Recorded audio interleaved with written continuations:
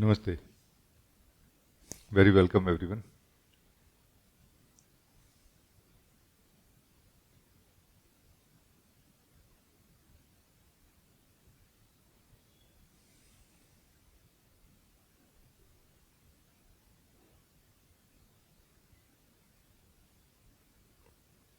So let's see what we want to talk today, what we want to discuss today.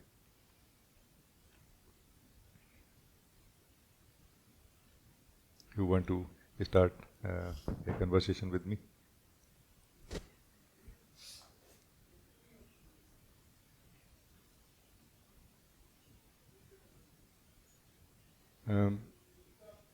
In case it is not clear to you, what I mean by conversation? Conversation basically is a communication between you and me on the topic of truth, where we are trying to know the truth which you want to know based on your longing in your heart, in your being, using my capacity also, my ability of seeing the truth also. No? So we will not try to see the truth which I want you to see. We will try to see the truth which you want to see. Or if you are not clear what truth you want to see, it can also become clear through conversation. No? Like clarity can happen through conversations. No? But clarity requires immediacy also. And immediacy requires crystallization in a way. Samagrata, totality also.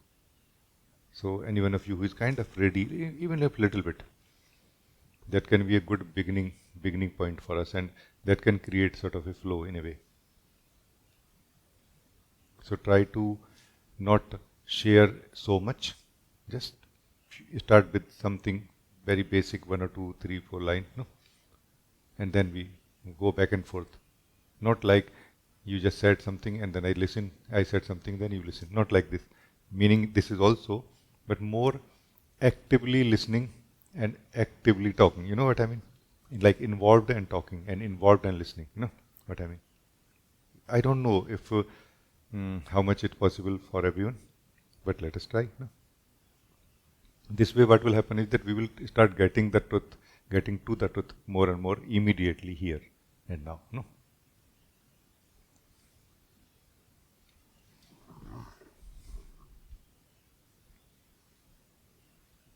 Thank you. I'm taking this opportunity. uh, I'm feeling very much joyful and like heart is full of love. Like so, I just want to know this. This is not like it is emotions or it is my. So I want to just look it in deeply because I don't want to live as a emotions things like this now. So Um, when you say emotion, I feel you mean the egoic emotion, like, or the egoic way basically. Emotion means egoic way. This is what you are saying, no, right now? yes, Ji, it is. Yes.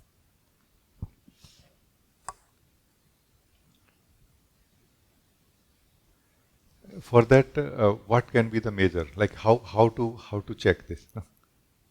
I want to help you check yourself rather than declaring. You see what I mean? This can be the conversation. The difference between the conversation which I'm having nowadays more and how we used to have before. No? So I can say that, yeah, it is, no, it is not. No, let me help you more. And that will give you something much more lasting. That will give you something much more deeper. That will make you much more freer also. No?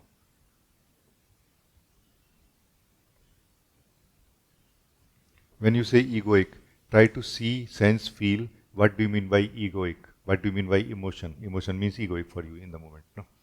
So try to feel this right now and explain to me.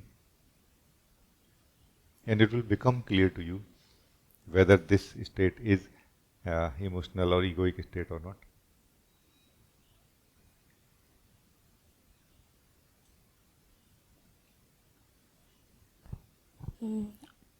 What I knew or what I understood about egoic emotions is like there is some reason to be uh, feeling any emotions, and something is going on behind the scene. I can say because of that I'm feeling this that, but this is my understanding. But now this time, what I am feeling, there is a no reason, but still one reason.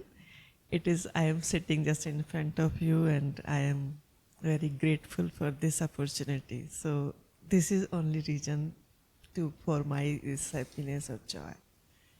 So then So this is already a declaration that this is not that kind of emotional, egoic emotional state. Because you are very right. In the egoic state, something is always going on. In the background, like a story is going on. Like there are characters, there are regions, there are events involved, tendencies involved, conditionings involved, outlook involved. No? And in this joy, where you are, do you find none of it? No. So maybe you cannot say that I'm fully free from ego now, but you can say for sure that I'm free from ego as far as I know. No? Which is a very good thing, really. Like in this moment, I am free from ego as far as I know the egoic way. No? Yes. yes, Ji, what is my small, like very less understanding the according to this, I can say this. There is something more fundamental understanding also. I would like to share here a little bit that which can help you. Like it is good to know what is ego. But it is more important to know what harm ego does to us. No?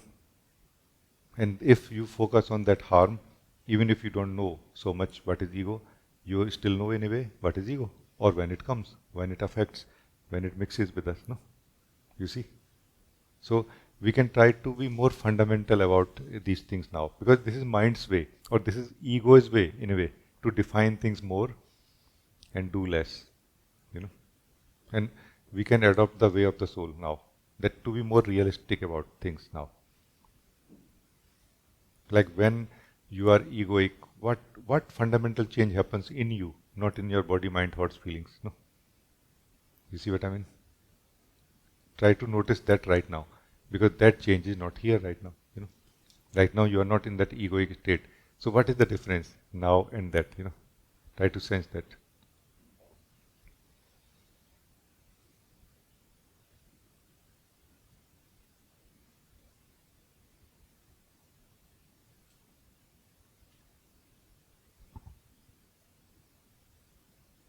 I am fully present here, so, and I'm not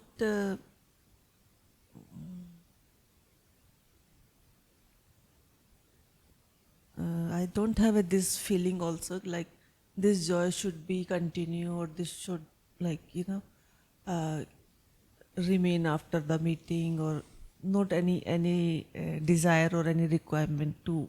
Yeah. So this Yes. I feeling the difference. It's a very good difference actually. This is a very fundamental difference. What is noticed, like what you're saying is correct, that when we are in this state of being, we experience this joy. And it is true joy, joy of the being, like coming from you. Like it's like coming out of you while you are experiencing it also. But not that you are doing something for it to come out of you, except that you are just sitting in your being, remaining as who you are, no?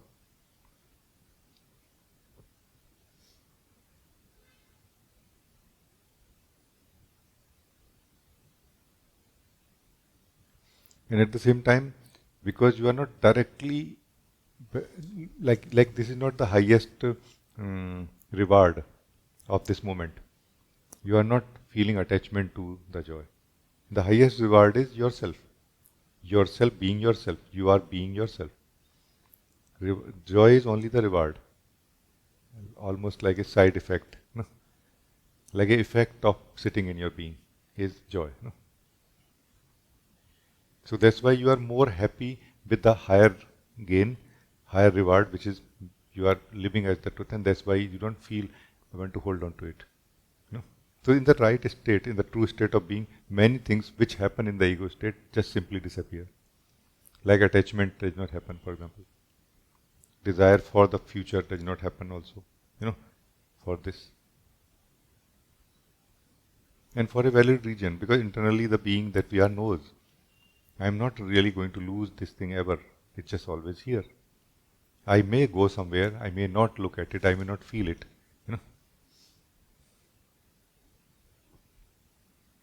So I think then this is a good checkpoint, I feel. No? Good, thank you.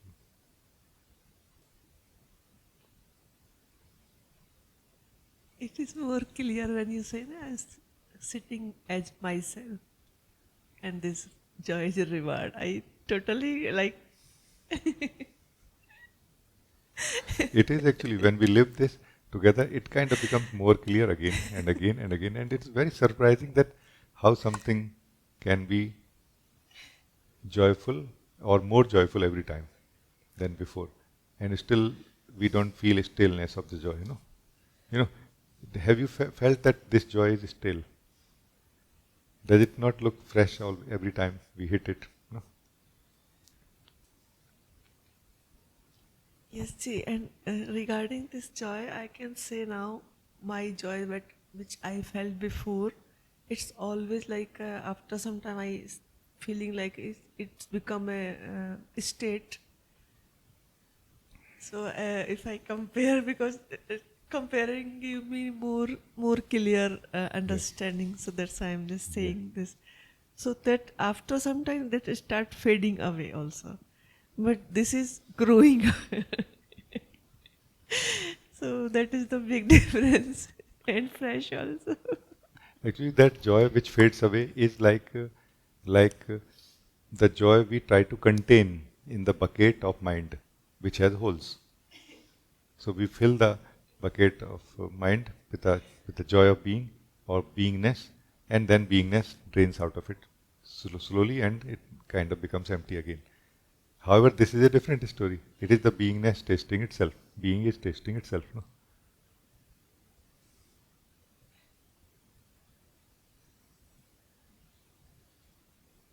Like the more we taste it, the more sweet it becomes. No? Like this, the more beautiful it becomes. This is a different method of being or knowing or living than the known method of the ego. Our method of knowing and living is very different from the mind. And that's why whenever we approach this truth through the method of mind, the egoic approach, the individual person approach, we can hold on to it, but we cannot keep it in our hand. It just drains out of our hand very soon because the method is incorrect. Nobody can hold on to it. Nobody can hold on to it. You can understand what it is. Yeah. Like in a very simplified language, it is more like love. Like somebody said that love is like a soap cake in your hand. If you hold it too tight, it will slip out of your hand. You see what I mean? In the beginning, we can look at truth like this. In the beginning only. Then afterward, you understand the deeper reality of it, that I am not holding on to truth, I am truth. Just holding on to myself. No. I am just holding on to myself, not truth. I am letting go of everything, including truth even, if I have to let go. I am just holding on to myself. And that's from where this joy is coming. The beauty, like your heart starts becoming full of beauty in some way, unknown beauty. And it increases every time. And you feel from where it comes. Every time I feel very happy after this, no? So is it not like this? Please say something. Yes, see, it is like this actually, and it's always fine there, and without any, any demand, or I can say. I want to just say some old experience, like before, like so many things, and then I try where is the joy, and I pick the joy. Yeah, I try to become joyful, so I search where the joy, and I picked it, and it's after some time it's fade away. But Th- this, this is the this is the challenge of ego state or person state. That person state is the incorrect state to experience joy or harmony of life.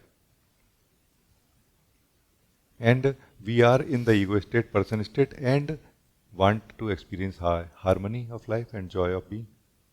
And that's why we have to keep searching. Like we are almost hunting, and wherever we find, we grab it, but we cannot keep it because the state is incorrect. In the correct state of being, which is the being, correct state is state of the being. We don't need to search for truth. We don't need to hunt. We don't need to grab truth. But it is there now.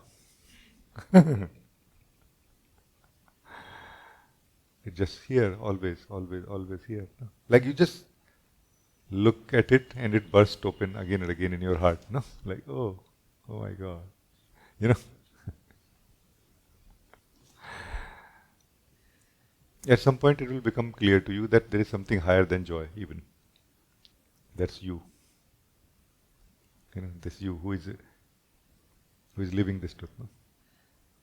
The knower, the awareness, the witness of this joy. No, meaning this joy. No?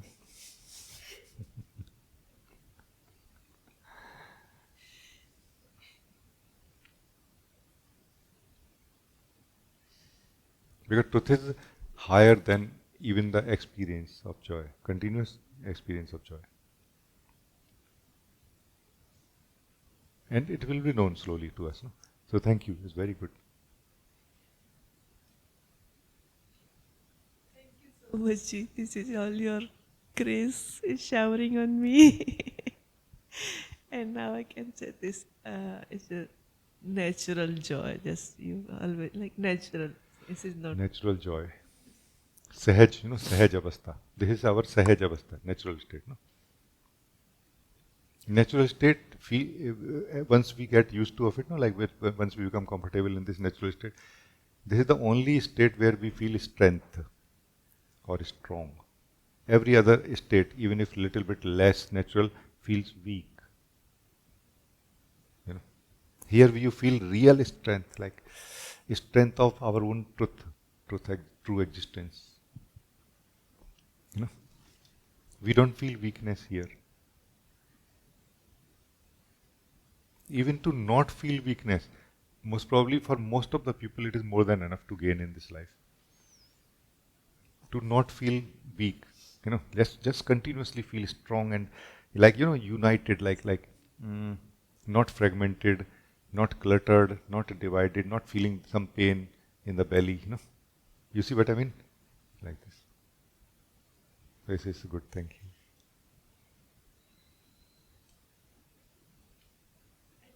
No fear to losing. So that's. Of course, cannot be. It is truth, no? In truth, we don't have fear of losing. And as long as we have fear of losing, that fear is a friend, telling that this is not truth yet. So don't try to hold on to it. Don't make a house here around it. No? Like we can make a house around a small thing, something. We think that this is truth. No? And that's where we feel regret after that, after some time.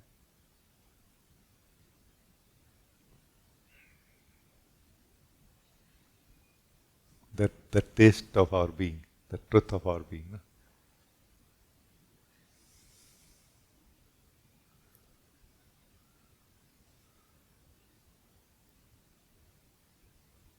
It's very beautiful.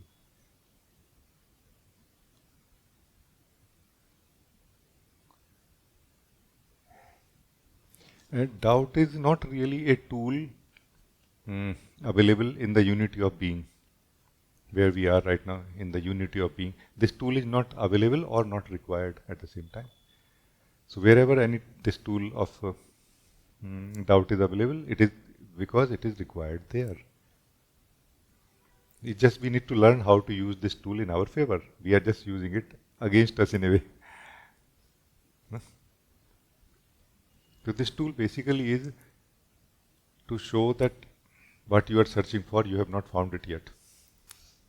When doubt comes, no? And as soon as we enter into the being, even if we enter into some state, stable state, let's say we want to, like in this framework which I shared, 2110, you have come from this 2 to 1 position, 2 1 position. Even then, doubt cannot come now about this, whether it is true or not true.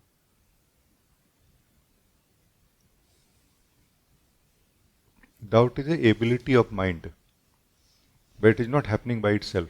It is sponsored, energized, supported, and attended by the being that we are. If you, the being, don't attend it, it means nothing, and you will not attend it when you don't need it. No. You see what I mean? When you, the being is feeling something so clear in your being that you don't feel like attending doubt, then doubt is effectively not there. No? Like when you have no fear inside you, will you attend it out? We attend doubt only when we have some fear. No? Fear of losing, fear, maybe it is not true. Already doubt is there, no? So it's like this. Thank you. And surprisingly, many of us have not reached to that state yet, ever, where there is no doubt in the being. That we feel, what are you talking about? How can we not have doubt? We really need to taste it to know what it is. So thank you. That's very good.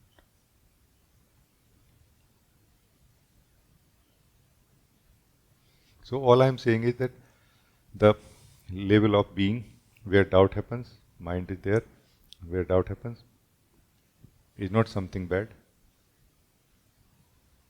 Within itself, it is fine, functioning well. If used well, it will give us what it can. But there is a deeper level of being also, where neither doubt is present nor necessary. There is a wisdom of being here, and a connectedness with the wholeness, with the whole being of life. And this is where what we can call experience, we experience trust or intuition.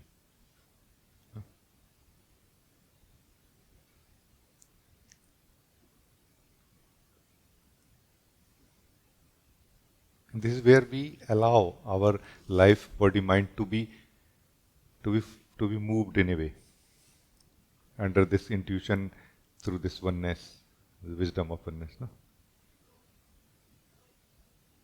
And this is so amazing actually.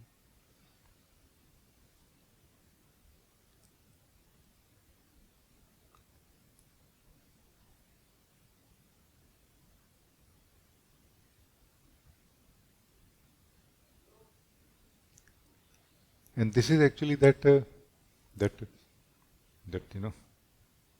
kingdom, that place of truth, place of God.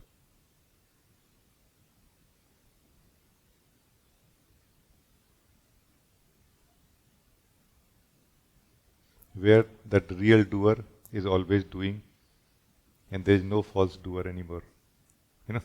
The illusion of the false doer is not there anymore, and the real doer is taking care, as it was taking care before.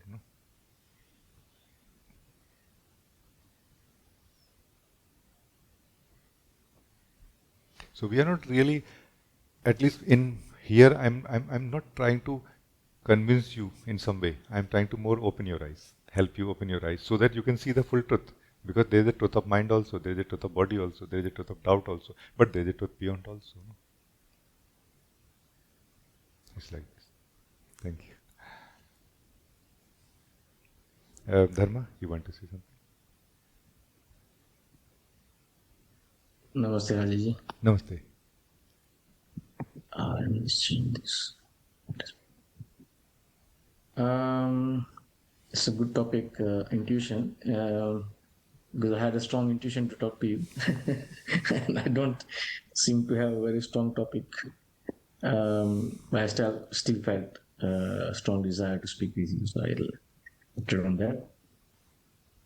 I have like one thing that's like going in my head. It's not like a formal proper question about consistency. I realized I have like tendency to like try to be consistent about practices, and it tends to go well at times, and then it tends not to go so well at times. But is it a better idea to be try to consistent about your root desire and not try to focus on the practices on the because if the root desire is clear, then the practices should follow because then I don't know if I'm making myself very clear, but my mind tends to focus on okay, I need to do these practices, and I lose focus of like why I'm doing them. Yes, it is correct. What you're saying is a correct approach. Let me just explain quickly that mm, let's say you want to go for a walk in the morning, then if you keep waiting that until my desire becomes clear to me, then only I will walk, that may not be a good idea there. Because it is something too superficial in a way and connected to each other, very much tightly connected to each other at almost similar level, like where the desire to walk happens and the actual walking happens. So there, even if little bit desire to walk has happened inside us, let us start walking. And that let us start walking, the practice will support the desire to walk more and so on. And it will become a circle very quickly. But as soon as we have something much deeper, like a much deeper desire, it takes time or channel or process or some intensity of that desire to be fulfilled. And that is where a disconnect happens between the place where we are doing the practice and the place from where we are desiring. That disconnect has to be bridged somehow. That disconnect can be bridged by intensity of the practice, like more intense practice if it feels like doing like this. But in this case, it is not applicable because sometime it doesn't work. Sometimes you don't feel like doing. However, the desire is actually always there. And if we can work on the desire in the sense that desire is like deep down, it has to surface little bit.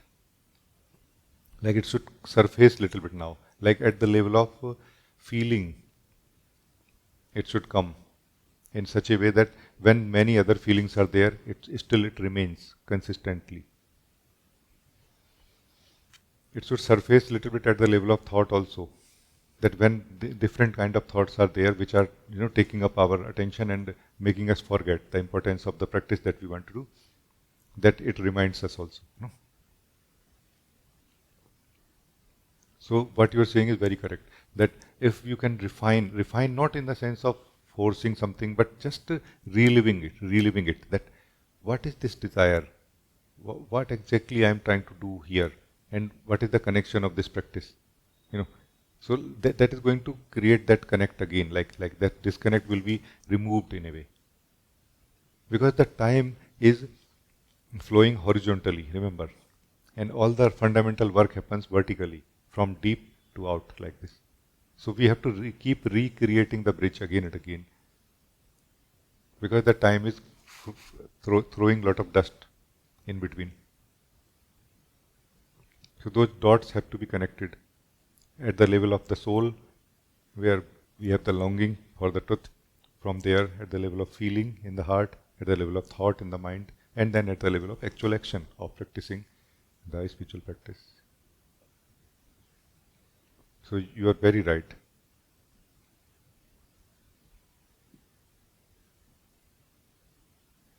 And then this bridging, this connecting, will kind of help you in multifold. Like you missed at the level of practicing actual action, thought will remind you. If at the level of thought you miss, feeling will remind you. Like this. It was said like this to us. We heard this from our master, and I found it to be true that the mind which is against spiritual practices or against spiritual awakening, will start supporting you one day. And yes, it did actually. Like mind wanted to think spiritual things and did not want to think anything else. Mind wanted to remind uh, to do the spiritual practices and did not want to remind other things more. No? Yes, it does work like this.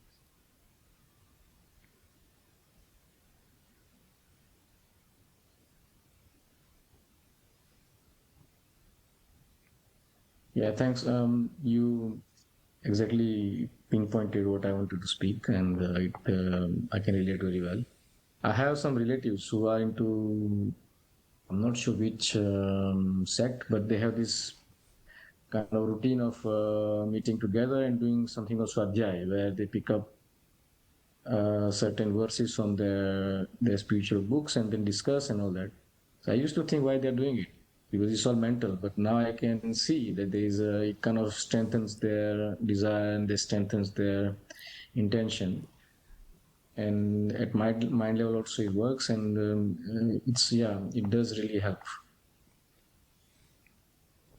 So Yes. yes, Because at the mind level, we are thinking many things. Maybe we cannot so easily understand in the beginning that why we are thinking many things, why we are interested in many things in the mind. And those many things have to be reduced to few things, fewer and fewer things, no, in some way.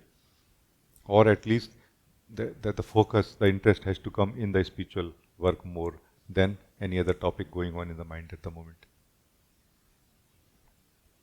It is mainly because we are not clear at the level of feeling.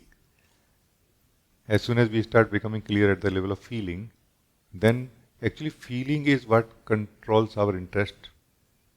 Our interest in the feeling controls our interest in the thinking, in a way, you can say. That's why I'm kind of trying to create that bridge. Like if you feel, let's say, what is that longing in my being towards the truth, you will also be able to feel the reward of it in a way. Even if, not that you got it right now, but even if a far away echo of it is going to be so beautiful, much more beautiful than anything that we feel or want to feel in the heart. And that kind of becomes a very simple comparison, and a choice is made here towards the truth more and less towards anything else. Because everything else is much more intense in the experience, but not rewarding. It is intense in the experience, but not rewarding. Truth is not so intense in the experience in the beginning, but it is very rewarding. Even if we are touched by truth just for a second, it is so rewarding. It is very lasting. No? All that we get from the intense experiences which are not experience of truth, meaning the egoic experiences, is a addiction, increase in our addiction. We don't get really any contentment in the heart, in the soul. And this when become more clear, at the feeling level also, clarity happens. So we can and we should do everything for it actually. That's why contemplative conversations are what I'm offering nowadays, to create this connect, no? To remove the disconnect or missing dots from everywhere. And I would like to continue this for some time really now, so that we ourselves can see where I'm missing and we don't miss it also, not just we see. No? Because it's not really, please understand everyone, a spiritual journey or growth or whatever we call it is not really some kind of school work that we have to do. Oh my God, I have to do it. This is the highest joy of the being, to do it. It's a joy, not a job. So whenever you don't want to practice, you will not practice. No, happily you will not practice. When you want to practice, you will happily practice. No, if you think that I don't want to practice and I still have to practice, can give much much results? Not really. It is only going to increase the resistance. No, which is like a loss of energy, a loss of time also, loss of interest also. Like we feel less interested into that. Oh, this is something too difficult actually. It looks like this.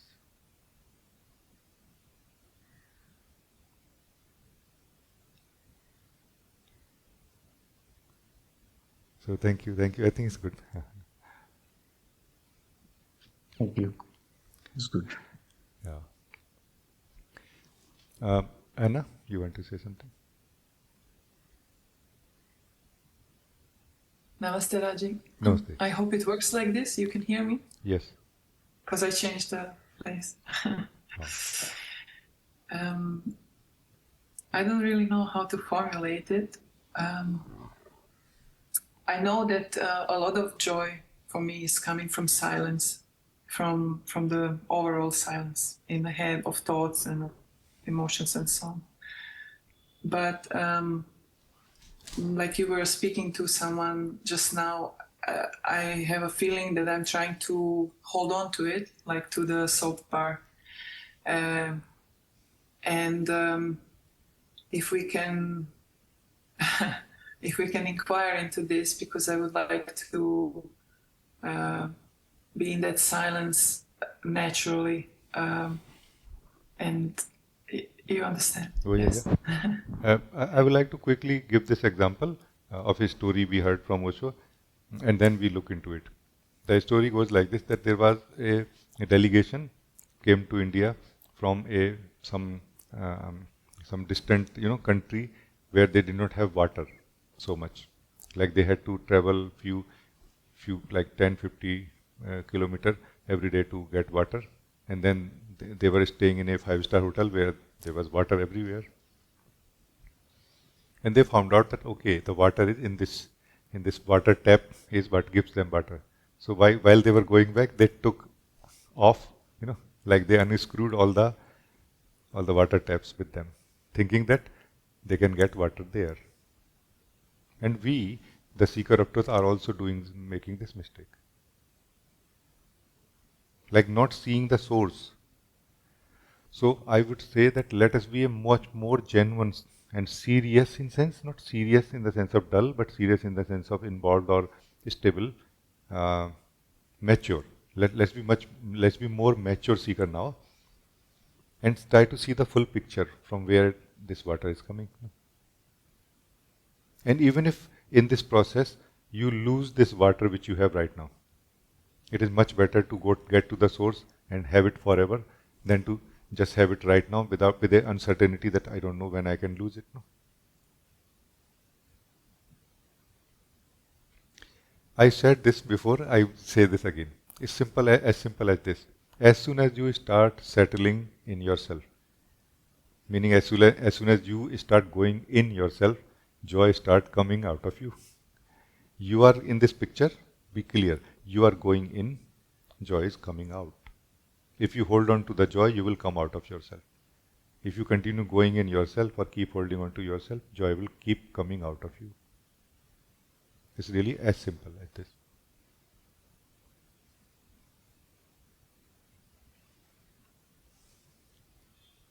And as I said before also to Prachi, that joy is much less a attainment in the spiritual direction than who you are, who is experiencing it, the truth. Joy is just one way you are being expressed, or you are expressing yourself, you the being. Just one way, not the only way. All the other beauty of this life is nothing but a expression of this truth that you are, this soul that you are.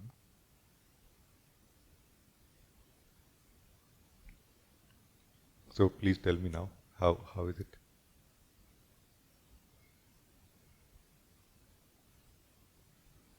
I'm wondering if it's even possible to achieve this, like silence in the daily life. It's not even possible because we are surrounded with people who are not centered in the silence or in their true self. So yeah, it's the only way, like you say. Are you saying that it is not possible to settle in this truth while we are surrounded by people who are living in a outer level of being more? No? to settle in the silence. Because for me, it is a like you once said, you have to find something what will where you will be sure that you're settled in a true thing. And for me, this is this joy of silence. I have a question here. Yes. Okay, the question is that you who is speaking, is silence your state that you experience when you don't speak? If yes, then what you are saying is true. Then whenever people are there around us, people who are living, souls who are living in a person state is a talking state. It is like continuously talking. Even if internally, even if not externally, no, not to you, but you will feel that talking is going on, no? So yes, in this case, you will not be able to remain in your not talking state, which is what you are saying is the root, or which is what is the source of my silence. If it is like this, yes, but actually it is not true. Ultimately, in the beginning, yes, but ultimately, silence is not really the state of the speaker. Silence is the truth of the speaker, even when the speaker is speaking. Right now, try this, and I am living with you. I am not depending on that silence which I will feel when I am not talking.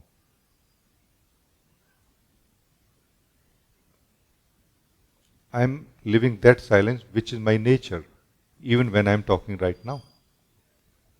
Any one of you can also try, not only me and Anna. No? So talk whenever you feel ready, Anna, and see that does it break your silence.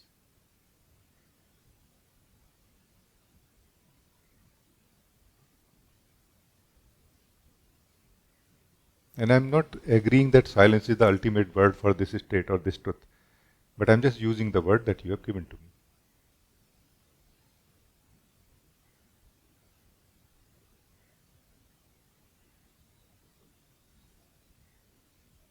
It does not break it, but it is not as deep. And this silence, what I was saying, is not just the silence of not speaking, but it is also the silence of the thoughts. And sometimes it even happens like before waking up, I wake up from the not silence in order to again center in this silence so that I can maybe sleep a little bit longer, or I have to wake up, but this silence I'm talking about. And by speaking, somehow I do come out, or maybe I don't come out. It's not as deep, and there is no desire to interact. I just want to say that I know what you are saying, and I have felt it in me also, and generally it is felt like this also in everyone. That what we were searching for in whole life, in every activity, and when we have found that, we don't want to really do any activity anymore, But initially, when we feel like this, actually there is a possibility of a deception here, like we may get caught up in a false state here. And that false state anyway will not let us enjoy the silence. So we should not give up our effort or vigilance yet. We should not relax. We should not, go to relax now. No, we should continue that work. And that work is that if my silence is broken when I speak, this silence can be a rest from speaking. It cannot be the ultimate silence or my nature. So it is good to rest when we are tired of speaking. It is good to rest also. So it is totally fine. I'm not saying that we should not spend some time in the states where people are not there and that talking is not happening. No? But that's not going to be the ultimate truth. We should not attach ourselves to it. We should remain open for knowing deeper truth of who we are. No? And it may sound strange really now, but I'm going to say the truth of who we are beyond the talking and beyond the silence. It may look like when I'm in silence, then I can more easily discover the truth of who I am beyond it. No. When we are talking, when we are feeling disturbed by the noise of talking, that time we have much higher chance of discovering who we are beyond it. It's a strange thing, but it is true really. Because we get into kind of attachment to the sweetness of silence, of not talking when we are not talking. And that becomes like a hindrance that doesn't let us really turn towards who we are, who is experiencing it. In the negative, in the disturbances, we want to jump out of it anyway. We are ready, and that works in our favor when we are interested. So you are jumping out of noise into silence. I am saying jump into yourself, not into silence. That's all. And that's end of it, end of this rotation of going into silence or noise. You will be in the truth of your being, even when noise. And noise will be noise still, by the way. Don't think that noise will become suddenly silence. No, that is a process of transformation of energies of mind. When that process finishes, then only mind will produce more harmonious thought processes or thinking processes. So that will be noisy, but you will not be there to attend it now. There's a big difference. It is still noisy. Whenever you will go to office, it will be noisy. But now you have a home called yourself, where you stay. Right now we don't have a home. Office is the all there is. Like noise, less noise, less noise. No other option. There is no option of no noise. Now you have. This option is called you.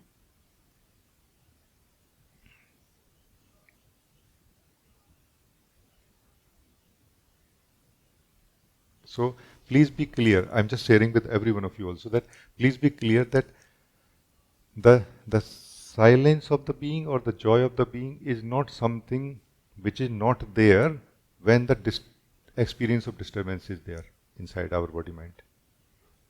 It is just that it is overlooked, meaning either it has not been discovered by us yet or it has not been given enough value.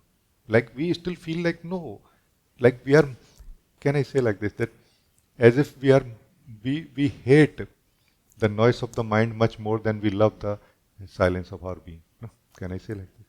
And as soon as we will love the silence of our being more than we hate the noise of the mind, we will start ignoring the noise of the mind, even if it is continuously there. And then it will reduce, because it is just waiting that we ignore it. Because by not ignoring, we are giving it energy. We are giving it value also, like an indication that hey, let us continue this process. No? We are giving it life basically. So please, anything else? Thank you. This is how I wanted to start to check if it's the real silence or not, and not to hold on to it. And thank you, you answered everything. Thank you. You are in a very beautiful state and asking in a very beautiful way. I just feel like, giving you a little bit bonus, sharing a little bit. This silence that you are trying to protect is nothing compared to this that you are. Just nothing. It's just nothing. It's just almost nothing. It's just simply like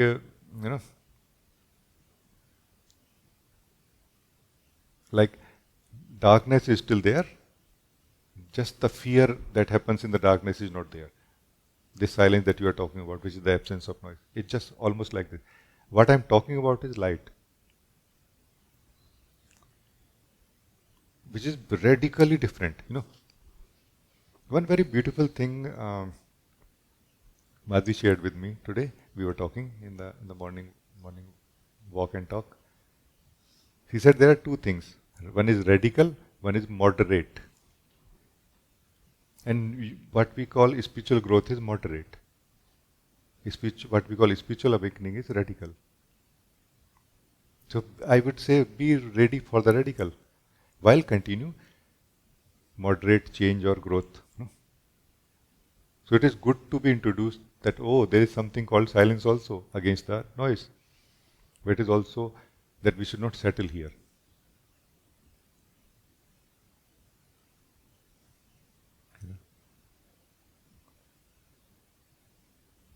You will be surprised to know that you are that which is enjoying your being while giving life to both silence and noise. Now, if you don't want to give life to silence, don't do that. If you don't want to give life to noise, don't do that. And that's going to be end of it very, very soon. And while you will be living in the true joy of being, all this while. That's why initial spiritual work, the moderate work, is very useful. But not that we should continue it forever. No. At some point we have to be open for the radical, for the awakening also. And I support both ideas. I work on the both because both are supporting each other ultimately. I feel you are ready for the radical. That's why I felt like sharing with you. No? Thank you. That's nice.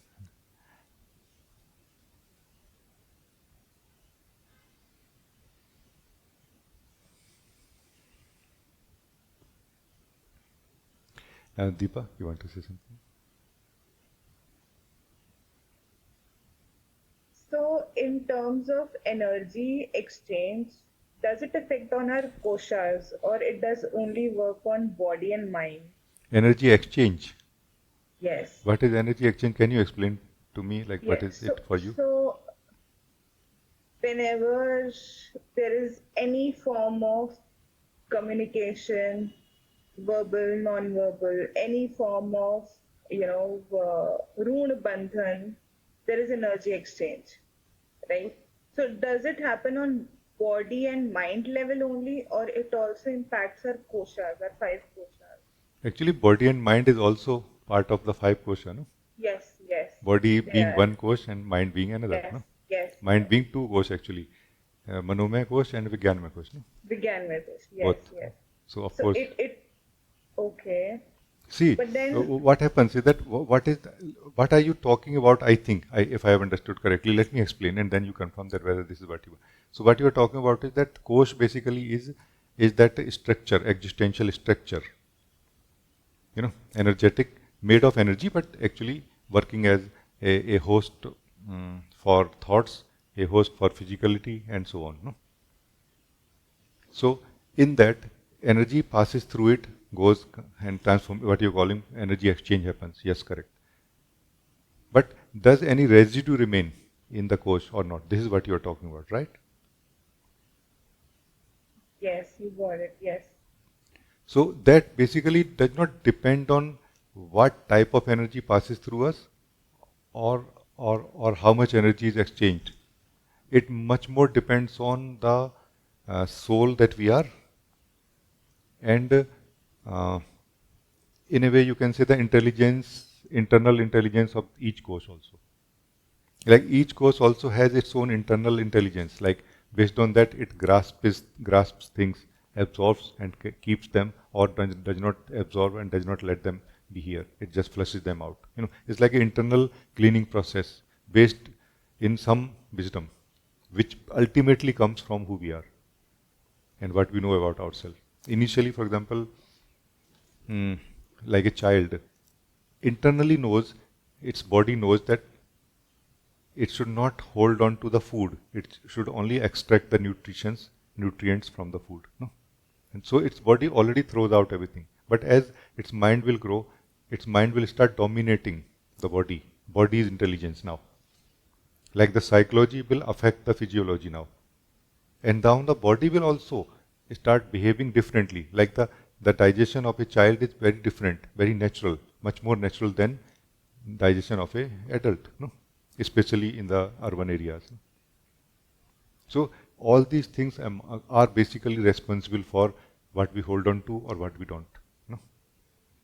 During a exchange of energy, which passes through different course based on how deep the conversation or exchange is happening.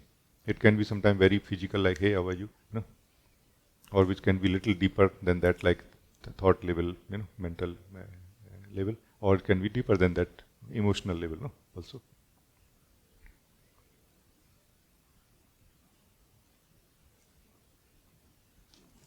There was a poetry, beautiful poetry, no? कोई हाथ भी ना मिलाएगा जो गले मिलोगे तपाक से, ये नए मिजाज का शहर है, जरा फासले से मिला करो. No? Like Nobody is going to even shake hand with you. If you are going to jump onto everyone and hug them, it's a city of new mood. Try to meet everyone from a distance. No, it says like this. It's a beautiful poetry. But does it have anything for you? Yes, it answers actually the question which I'm asking. So not that we stop meeting. We just stop meeting from distance a little bit. That can be the answer actually. What is that distance? That distance is that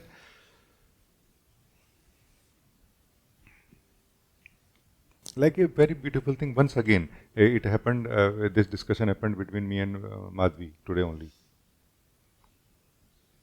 And let me maybe explain, yeah, a little bit.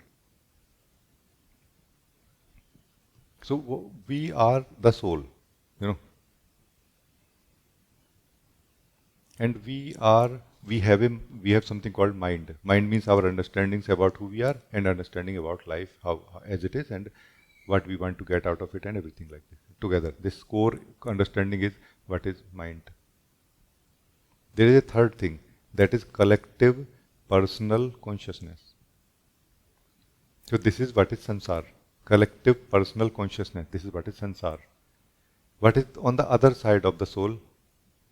That is truth or nirvana. No? In one sense. Not nirvana maybe, but truth. No? Or that pure presence of truth, God. No? And in between the two is the soul and its mind.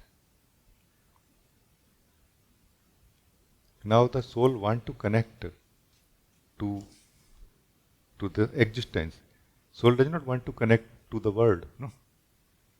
Meaning soul never want to connect to the collective personal consciousness. But regardless of whether we want to or not, we find ourselves since the childhood to be part of it. Like we are part of it. We are never aloof from it or separate from it. No?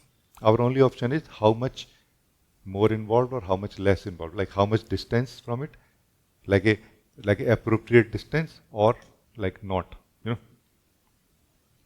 So like when we are talking, let's say, to somebody, as you said correctly, we are having a energy exchange. Energy exchange basically is a possible exchange of words, thoughts, feelings, states, or even something subtler than that. Now this is where this distance applies to us. If we remain little bit distance, keep distance from the other, then we will be able to get everything that they are giving us, but it will not be falling on our face straight.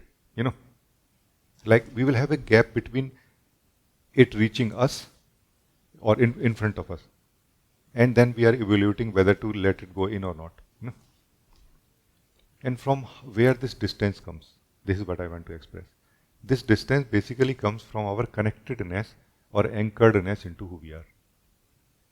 So meditation basically is absolutely nothing else except anchored into yourself. Few minutes a day. No? Just one thing, just anchored into ourselves few minutes a day. Can keep us safe or keep us at a safe distance from this collective person consciousness, no, personal consciousness. While we will be able to interact with it nicely, and occasionally we are affected if, let's say, the other party has too sticky emotions or energy, then maybe we need to be extra alert, generally not.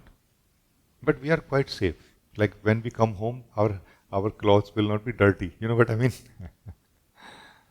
We will still be walking through different places and seeing them, the dirt and everything, but we will not get that dirt home through our clothes, for example. Does it appeal, like, are you able to connect to this? Yes, completely. 2 days ago, I was talking to my mother. I asked her, is it okay to not hug everyone, meeting our relatives and extended family members, and just say namaste? She said, yes, you can do that. So you are saying the same thing today. It does.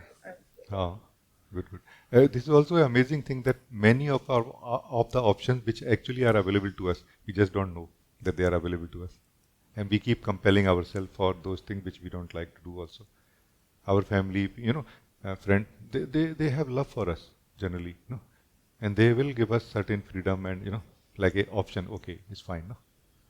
It's a beautiful thing to notice. Thank you. I think it's very good. Thank you. Thank you. Thank you so much. Very, very good. God bless you.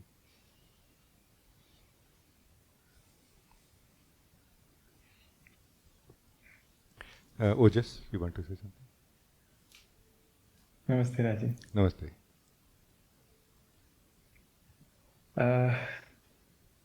On hearing Dharma's question and your discussion, I got some courage, some cue as to what to come in front of you and say. Actually, the last time I had come in front was one of the days during the retreat, and it was a difficult conversation.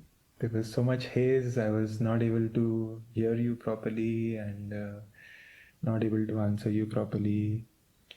And so the question is, and maybe it's like a deeper, like just coming in front of you in the form of a question, is like Dharma was asking about consistency and desire. So I was wondering, is there a difference between desire and strength? Like I feel I have the desire, but and what is the correlation between the two? I feel I have the desire, but not the strength. And for example, whether it is to live more as myself rather than entering into person again and again, or if it be doing the necessary practices like Prabhat Shuddhi. It's reminding me of the days when I used to really want to, like, kind of, to the best of my knowledge, want to wake up at 5 a.m. and go for a run. But in practical, when it's morning time, I'm like, no, let's sleep. Like, that desire was not able to come up. So that strength. So yeah. Thank you. Let us look at it in general, no? First of all.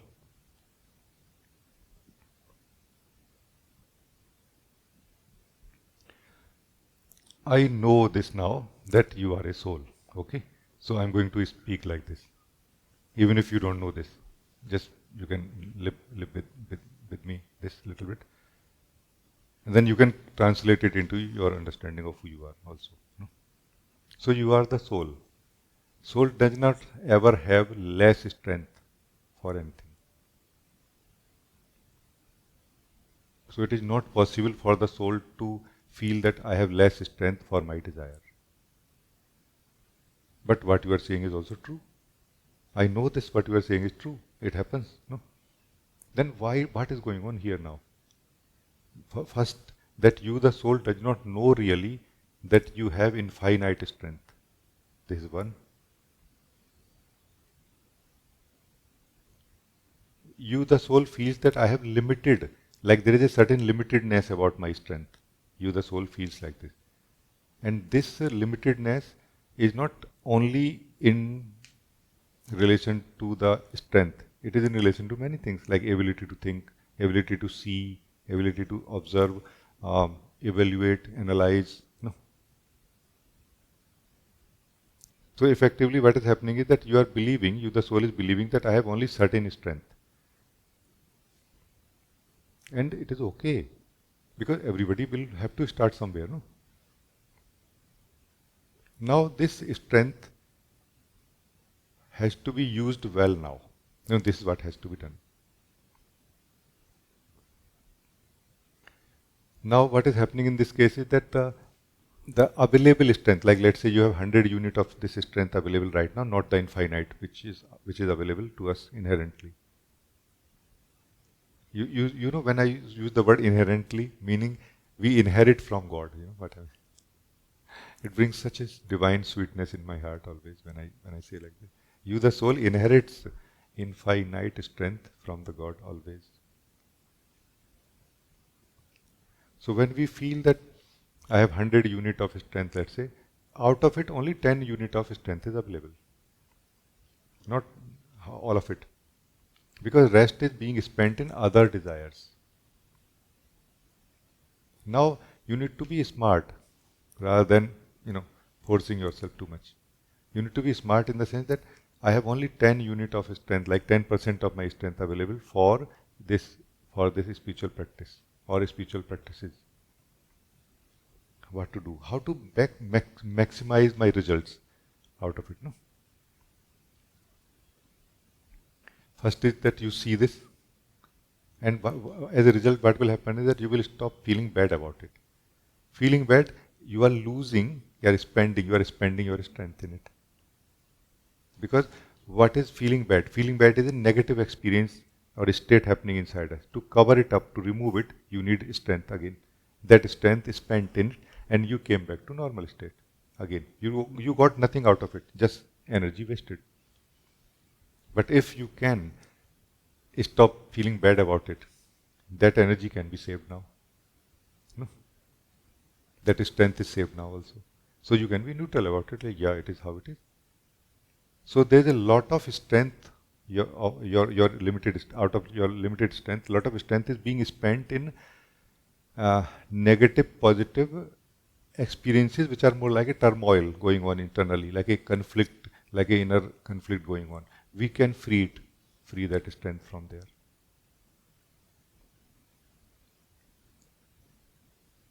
And this is what I call clarity. Clarity is nothing but light of truth only. No? Clarity is the light of truth in which we see that, aha, it is true that I have desire. Now in this light, if you see that I have desire, now try to connect your desire to your strength that you have. Then if you will succeed one day, and you will not succeed another day in practicing the spiritual practice, you will not feel bad because you know you have less strength. But then something happens here. A very beautiful thing happens here. Somehow your desire takes over. Your desire says that no, I want more. I want to do more.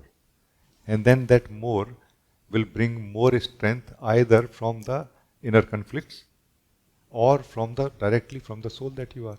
In both the cases, it's a win-win situation. Then you feel, wow, I actually have strength, I can do it.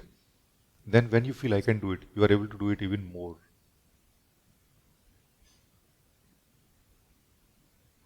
So try to make things simple.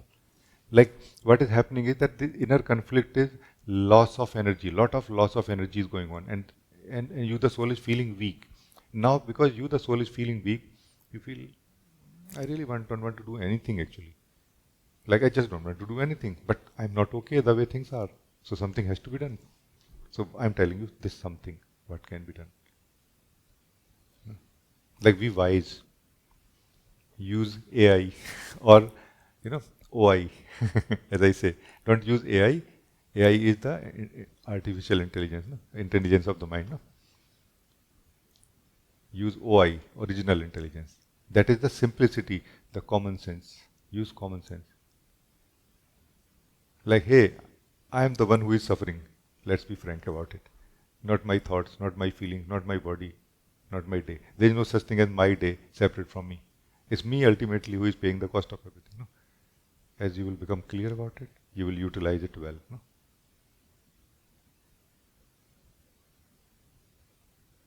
Thank you, Rajee. It's very helpful and very practical. How exactly still I feel there is something I can still take in very, very clear way, how to bring about that more sharpening of desire or awareness.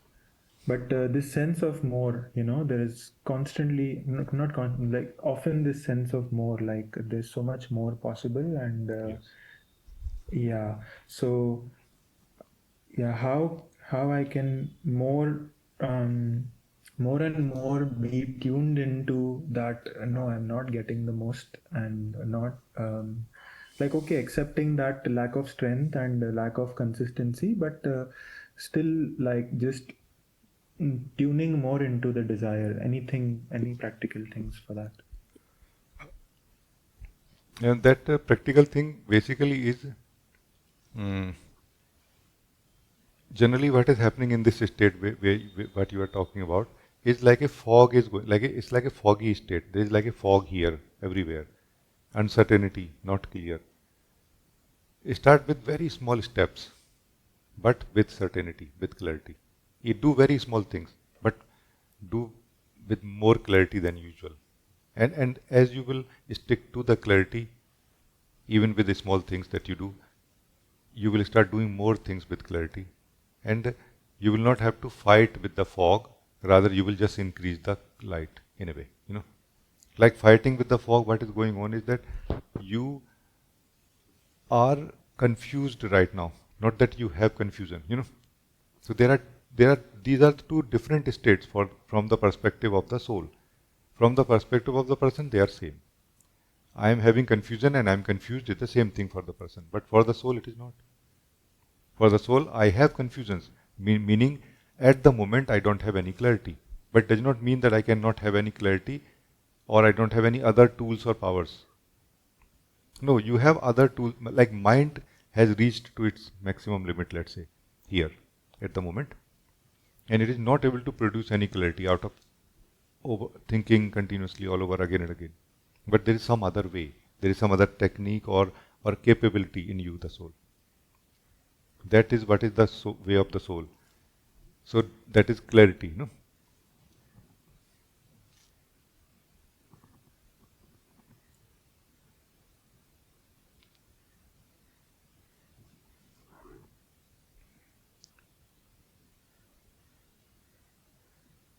So those who will focus on the fogginess which is going on inside us, and which is by default really, it's like everybody is like this in the beginning, and but very few can choose to get out of, transcend it.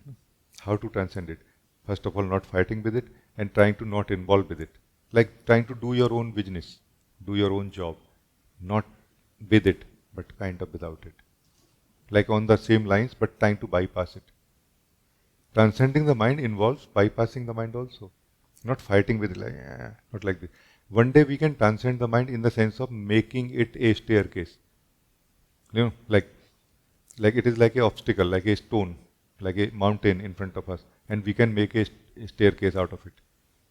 But at the moment, bypassing it, like doing something else, but in the way of soul, clarity, like a integrity is there, like a joy of kind of, that is strength that you want is there. Even if very small thing, just a small thing, you just took some cup from one place and put to another place, just like this. And as your taste for this strength will grow, you will somehow internally be able to figure out that how to do it more, very easily. Right now, as if we are more hating, we have much more hate for the fog than the love we have for clarity. Like we are as if still having strength to cry about it, as if, Let's save that strength and let's bring the clarity in now. Because even after saving, even after crying for a long time, ultimately this is what is going to happen, which can happen from today only.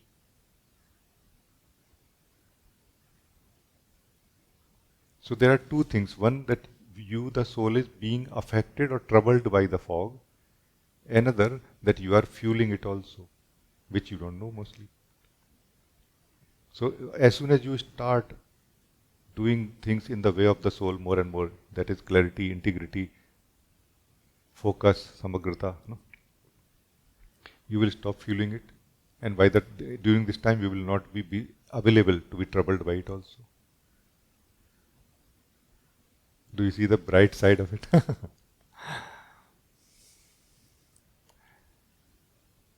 Yes, Rajee, it's very good. Thank you. For the mind, there were a few understandings, but there was some kind of deeper understanding. There came some deeper yes that yes, okay, got it, Rajee. So I'm just going to stay with it more. Maybe listen to you again the recording, and yes, I'll come back and report to you. Yeah, it's good, good.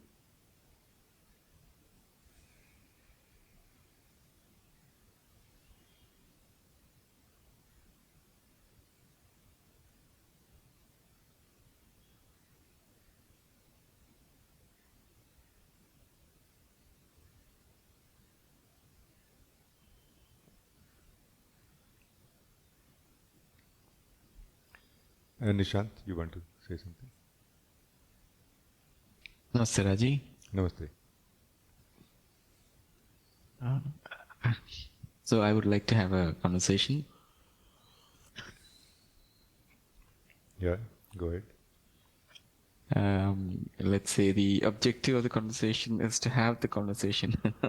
It's like a road trip, but the objective is the trip itself, not the destination. It's funny. So let us start somewhere, yeah. And what comes right now is, you've already talked about in actually maybe several angles, but maybe we can revisit and But I want to see. declare that I like it. You don't know what you want, what conversation you want to have, but you want to have conversation. This is something like, it's like you are bringing this satsang to more aliveness in a way. No, thank you for this. So please, you are very, very welcome. Thank you, Rajee. Thank you. So the topic of how to say, the spinning of, or let's say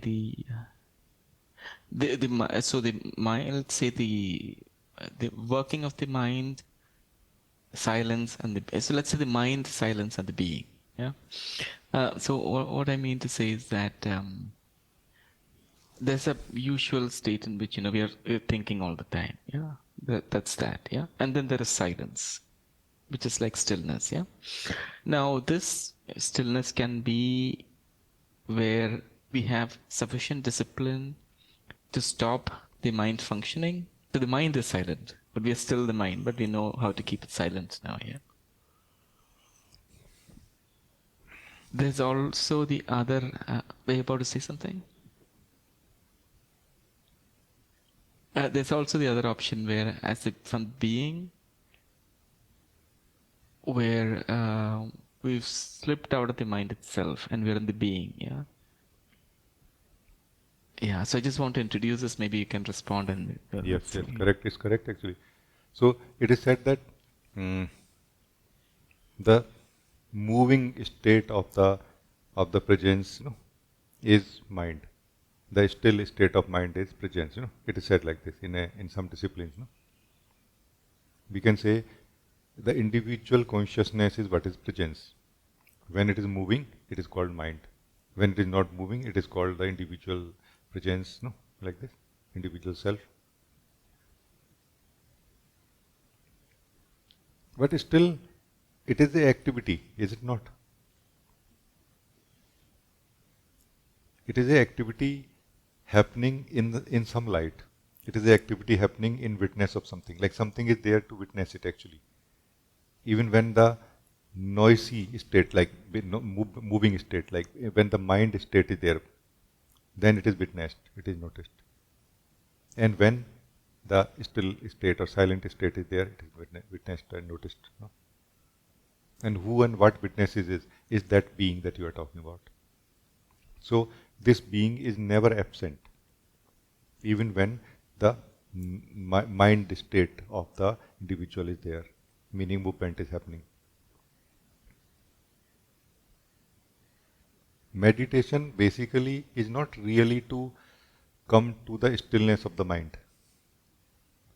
That is mainly experienced initially, but it is basically to be introduced to who we are, who is experiencing the stillness of the mind in the satsang, in meditation. And this one will continue sensing its presence Presence not like a presence experience, but presence like that, yes, I am still here, even when the mind has started moving. No? And this is why I'm very practical, precise about it, that whenever you are ending the meditation, notice now how you come out of it. Come out of it means how you get into the movement of the same thing which was still now. No?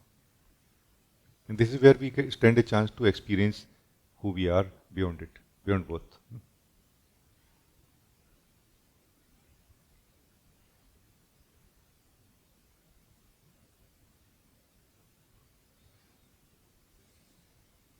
So, what do you say now? Yes, right. It's very interesting. Yeah. Can I ask something else in the same direction? Yeah.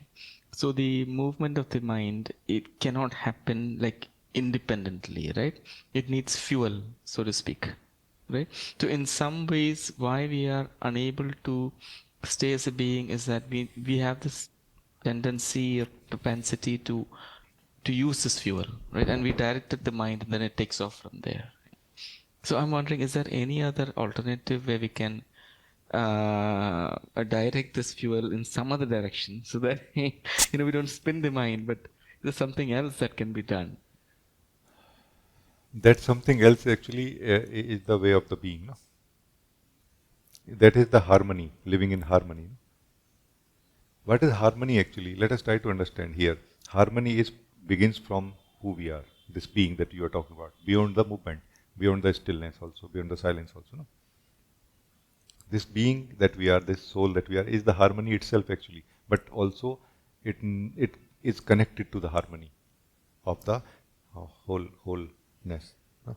Wholeness means the one soul. Wholeness basically is the one soul. No? And through its internal knowing, what we know as intuition, through its internal knowing, it knows what to do and when, which basically means it is able to send a signal to the mind or fuel to the mind to do things to the body-mind action, like this happens. And now this is not really something being done when we lose ourselves or we leave our true state or natural state, sahaj avastha. No, remaining in the sahaj avastha, natural state. But now this will not be called the individual action also. No? It will appear as an individual action from the other side or from the eyes of a person. But those who are free from being a person, they can see the difference. They are able to see the difference, that this one is coming from the being and this one is coming from a state of a person, sense of a person, sense of a individual self. No? So it's like this. Individual self is taking help of the being that we are, the soul that we are, in understanding, okay, boss, what do you really want? Because that individual soul is the boss. That soul is the boss, no? The master. And this individual self is nothing but a servant of that. When that soul is sleeping, the servant thinks that I am the master. And this servant can be so much in sync with the master that it feels like there is no servant, there is only master. No?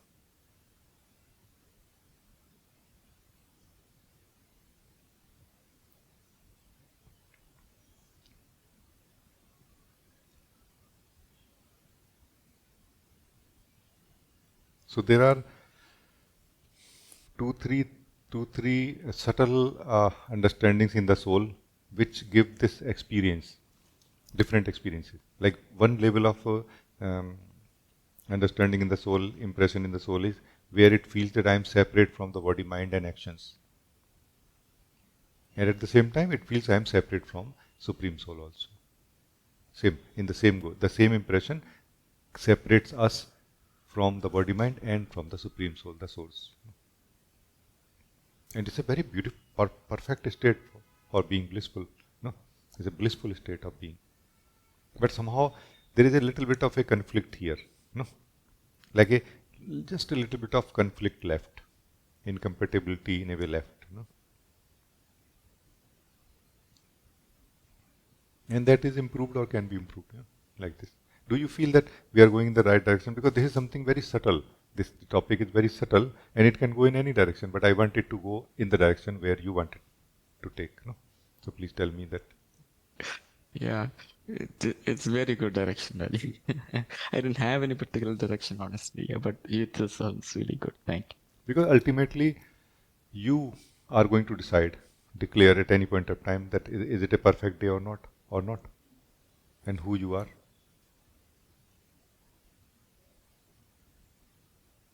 You will decide, not some soul in you, not some individual self in you, not some silence in you, not some stillness in you. No, that all is just being used by you or being experienced by you in some way.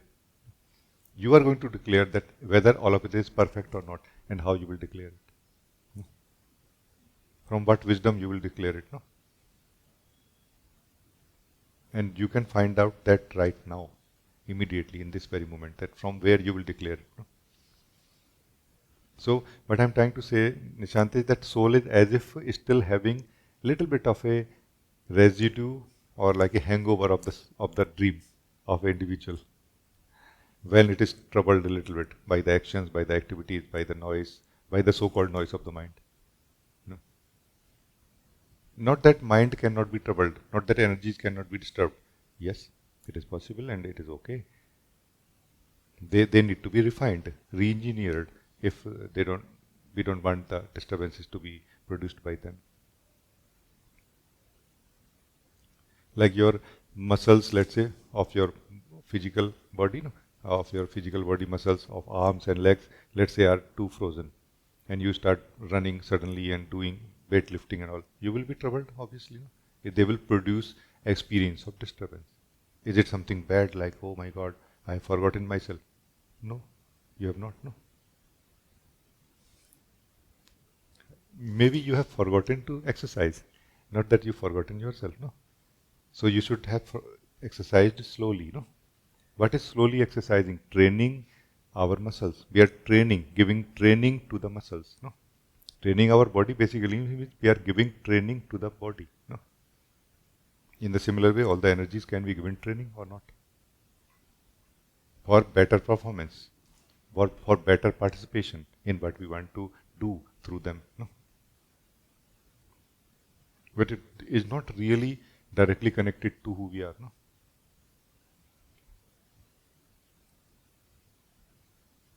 But of course, I understand that it's kind of very subtle.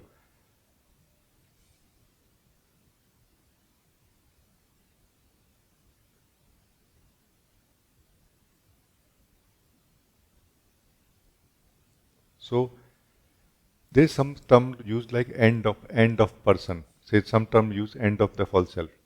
There's some term used like switch over or like waking up irreversibly. Like what it is.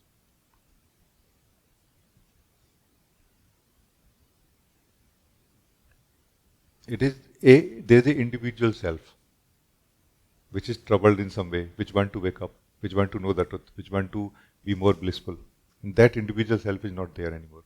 What is there now? No, actually individual self is still here.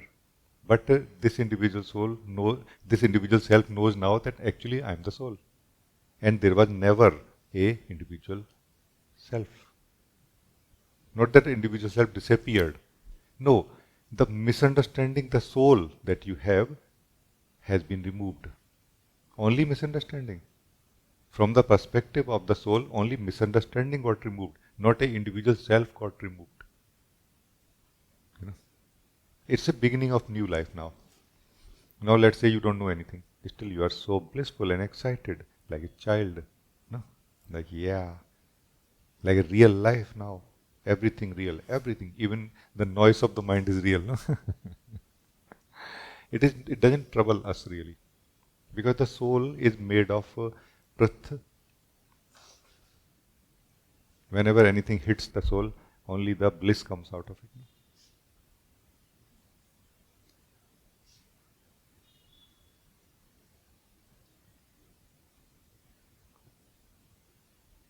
So these are some internals I thought that I'll share with you.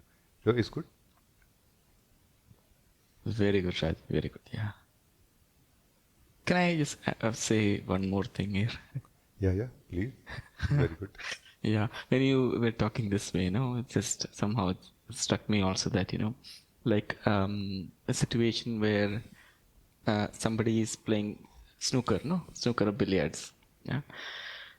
So this person is now enjoying playing billiards, right? So when you're hitting the ball, you're like, you know how the game is played, no? You're really bent over here, and then you're looking only at the ball and what happens over there. No? Now this person is, now the situation is that, the person's enjoying this billiards, but now suddenly for some reason the ball is now taken away, right? And the person is told, now continue enjoying.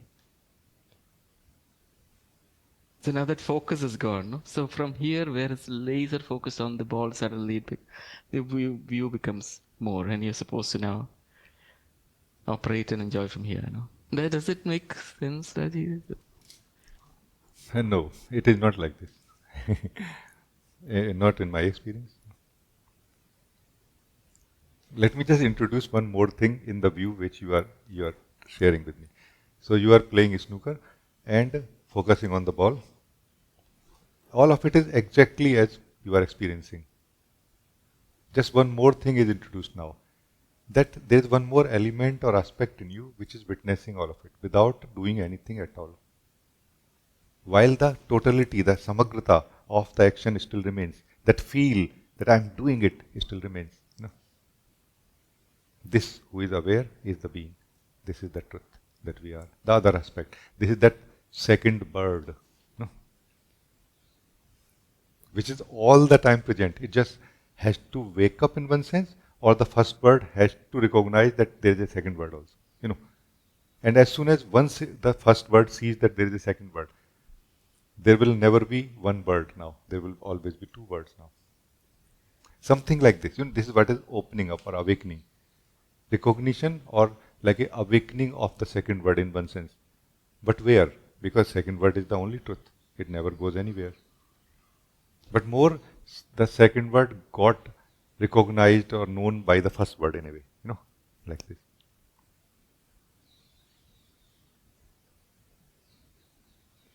So even what you are doing now, you will be doing it much more totally than before. Because now you don't need to save any of your energy for introspection or for sensing that I am the doer, I am the seer of it, or you know what I mean? Like focusing on yourself. You don't need to spend any energy on focusing on yourself now. That yourself has woke up and is standing on its own feet now, by its own power now. No? Right. So now all of the energy of the individual can be consumed or utilized very well in doing things. And that's why the intensity of life increases a lot now here. In terms of the depth of the experiencing, in terms of the strength that is felt of doing anything also. But that sense of individual self does not happen anymore, primarily because the one who was identified or illusioned by it has awakened and knows that I am this one, not this one. I am this thing, not this thing, let's say. But it is so internal that from the surface, from the outside, it may not seem like a difference. A being who is awake can be seen much more ordinary than extraordinary in the sense of spirituality or effects. No? Because it can be involved much more in the daily life, in the life as it is. Because now it doesn't have a fear of losing itself. No? And the more it is involved in anything and everything, the more it is discovering how different I am from everything. Different, like radically different, all the time. How it is that I am not touched by anything that I am doing. And I am doing everything, like this. Kabir says like this, that all the actions are my actions. And yet I am separate from all the actions. He says like this. Sabhi karm hamara hua, hum sab karman se न्यारे हो. No?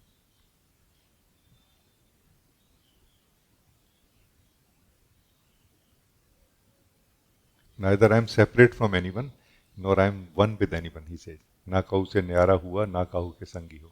These are very subtle direct experience, expressions coming from the truth of who we are. No? But we are measuring our awakening based on the individual perspective continuously. No? That this one who I am, who is troubled, am I not troubled now? No, you are actually not here as the individual anymore. Troubled or not troubled, doesn't matter. No? Your energies might be still troubled, like your body was weak, let's say, during awakening. It will still be weak, no? Your physical body still has to be taken care of or not? But you are different now. No?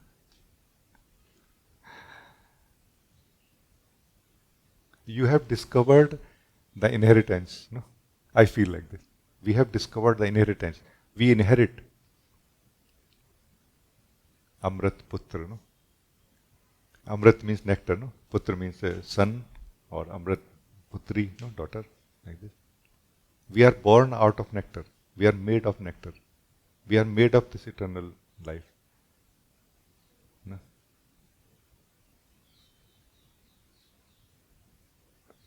It may sound maybe philosophical a little bit or like this. I'm simply speaking what I'm experiencing.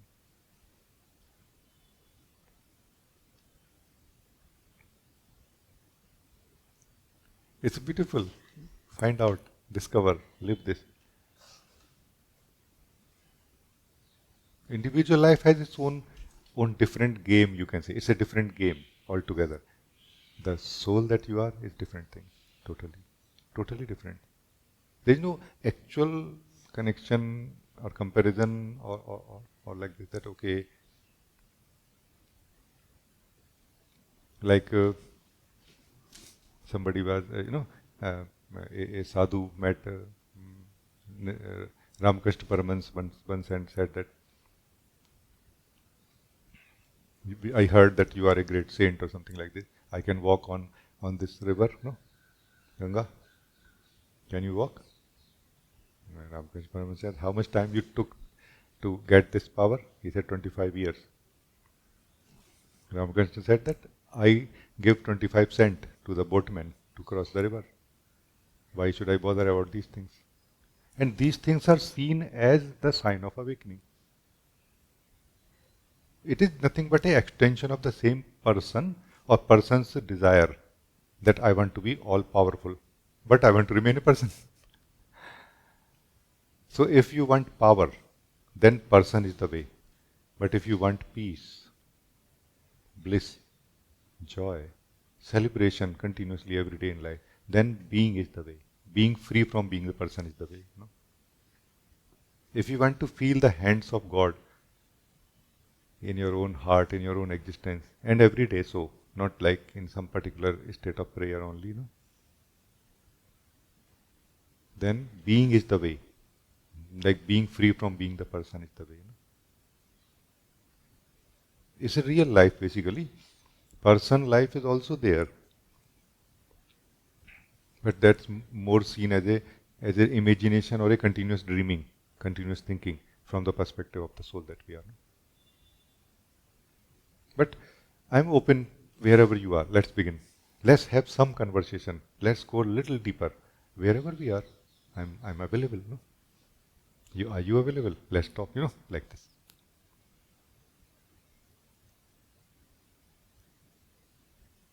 So is this good, no, Ishant? It's very good, Rajee. No matter the topic, or how it goes, talking with you is like giving a whiff of the Amrit. Thank you so much. When I'm talking about this Amrit, I'm talking about you. No, I'm talking about me, I'm talking about you. I know it is unbelievable that we are this truth. And we are concerned about whether my thoughts are well arranged or not, whether my mind is less noisy or not. No? Because we are troubled by this much more, but not really. Any one of you troubled, let's say right now, can you dare, with me, of course we are together, can you dare to face that discomfort right now? Just face it, don't do anything about it. Because we are trying to run away from it, trying to remove it, change it, or do something about it. And then you will discover that which you are beyond it actually. I don't mean that we should not repair or change or anything. I don't mean that. But in this moment, if you are talking about physical, mental, or emotional disturbance, I'm not talking about that. Are you troubled by anything? That can be a good opportunity to wake up. Because you can be troubled only in one way.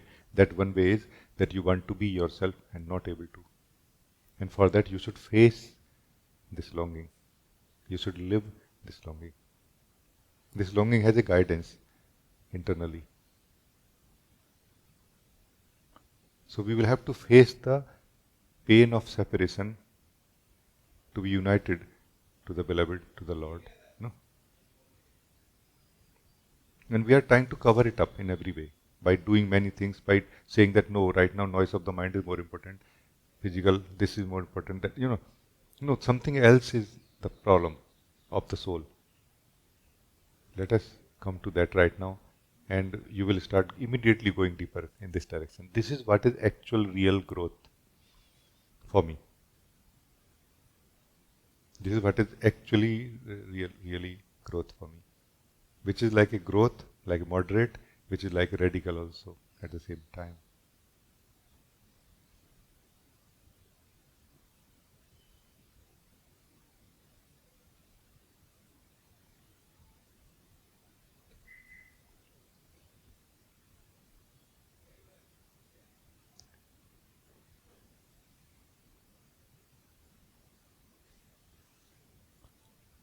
It's beautiful, no? Thank you.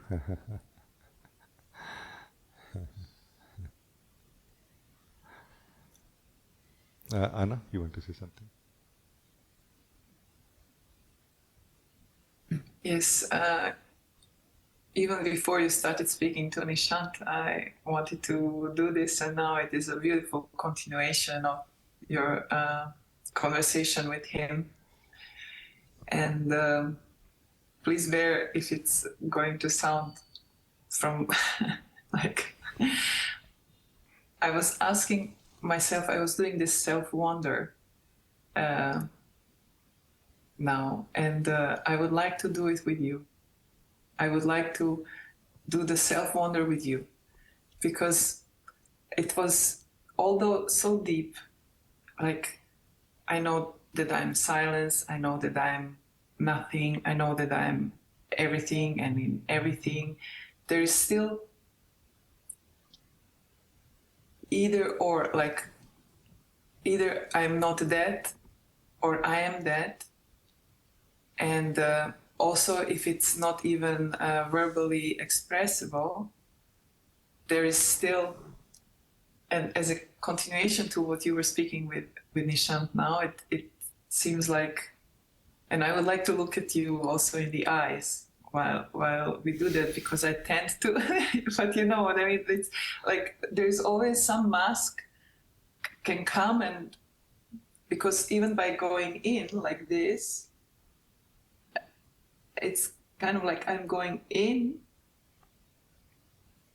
but I'm staying separate. Oh, yeah, You yeah. know? I understand that. Yeah. It is mainly not really because of your abilities of doing things, but it is as simple as this, that you are still trying to catch the reflections, and you are not sitting from where it is being reflected. So feel only one thing. That one thing is, do you have any discomfort? Feel that in the soul, not in the body, not in the mind, not in the heart or anything. Just monitor this one and nothing else. Like, don't worry whether you are separate or not. Don't worry whether you are one or not right now. Just care about one thing, that whether you are blissful or not. Blissful means like perfect as one thing. Having no separate responsibility or to worry and just trying to give some sign to it, to you. So notice that in the core of you there is some discomfort, which is mainly the pain of separation from this oneness, this perfection. So don't care about detailing of it right now, because that will take you more out of this pain. You have to stay in the pain to go beyond it, in a way, into the truth of who you are. This pain is an invitation, not a door. It's not a door. It's not a blockage. It is a blockage for everything else, for every other desire, or if you are in the influence of any desire. But for you, it's an invitation. Like, if you touch it, you are in. So feel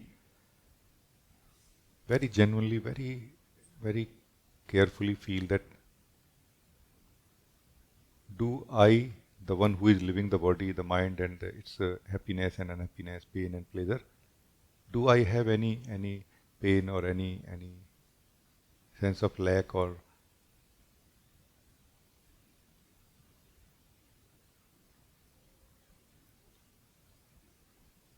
because this is from where all the doubts are coming. This is from where the feeling is coming that it's not complete yet. Because it's actually not complete yet. So is it true? It is true. But the place where you are looking is incorrect.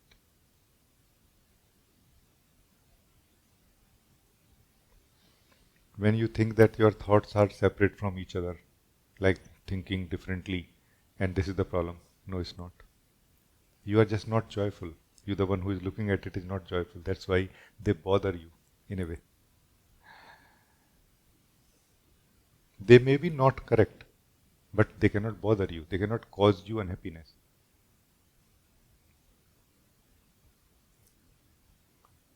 When you feel that, when you are thinking, that time you become a thinker and separate from your being. Again, it cannot cause you any disturbance. If you are living the bliss of your being. Living the bliss of your being or living the truth of yourself is same thing. They are not two things.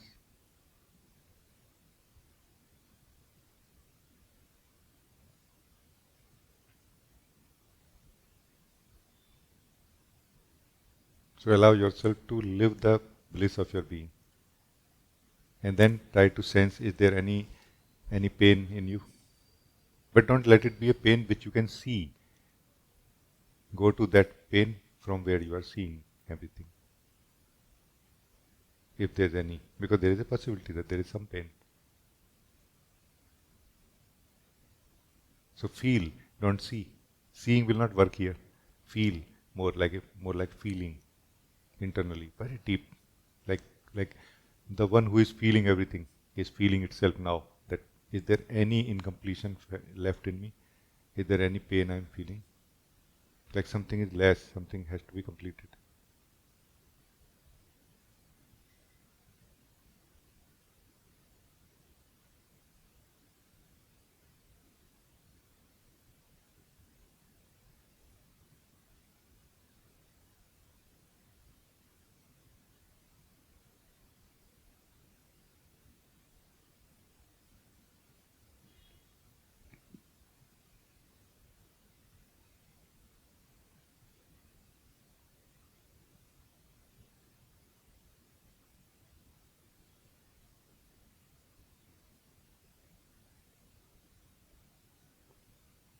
You don't try to feel the joy so much or imagine the joy so much, but face if the joy or the bliss of your being is here or not.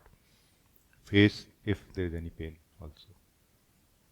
The fundamental pain, which is not letting you enjoy anything and everything fully. Focus on that one.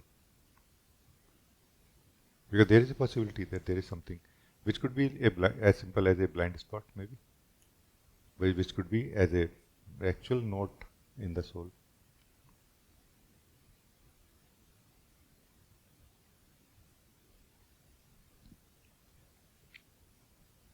Like, is everything perfect right now? The way it is, without trying to change anything. Do you have any desire to change anything now, in this moment, in this view? If you have, this is coming from that place which I am calling the pain in the soul. No?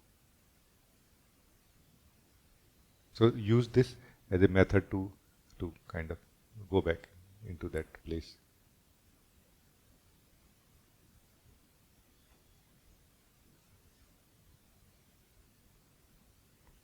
Because experience of bliss is nothing but the being experiencing itself without having any preferences towards the surrounding, body, mind, everything.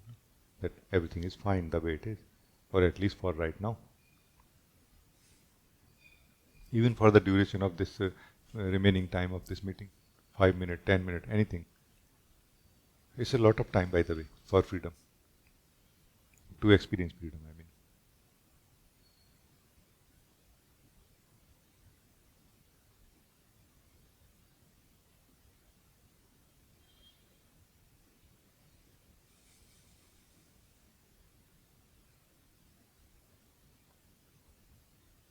In between, you feel like saying, say something.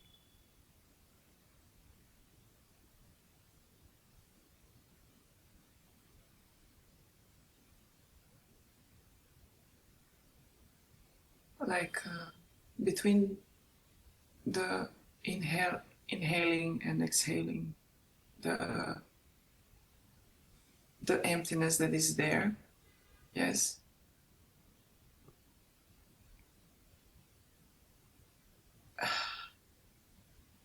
It feels like this knot that you're talking about, this pain, is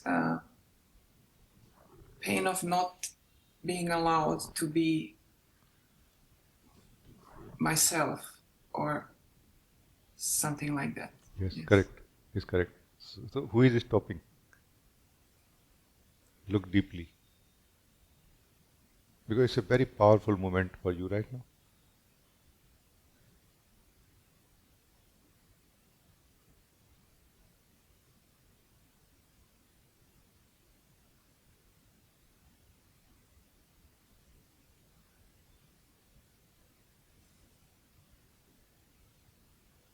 The one who wants to be the self, the one who wants to be the self, that is the one that is the like the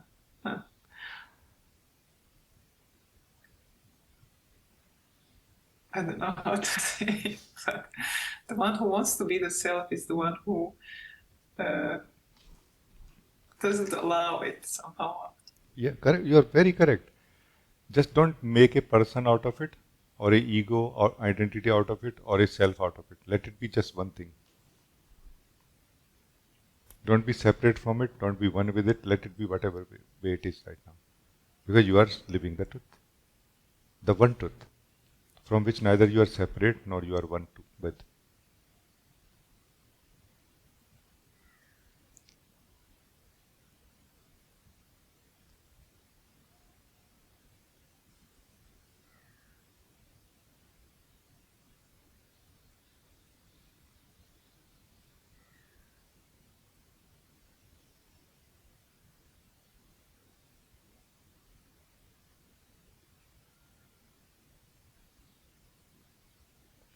You look beautiful. You look happy. No? Beautiful also, but happy. No?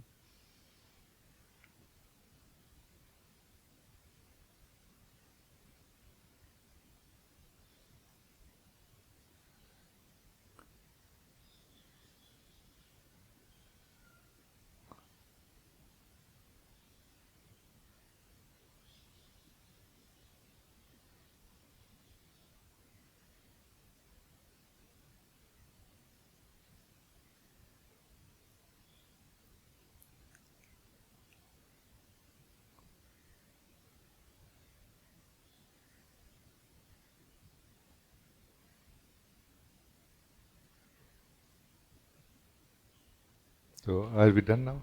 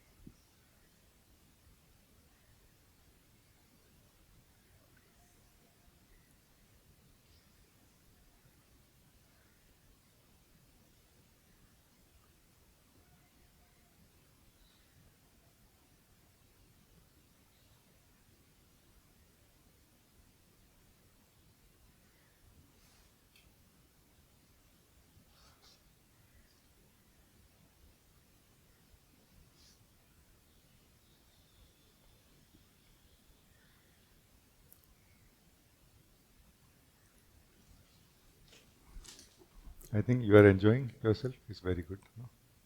Please continue.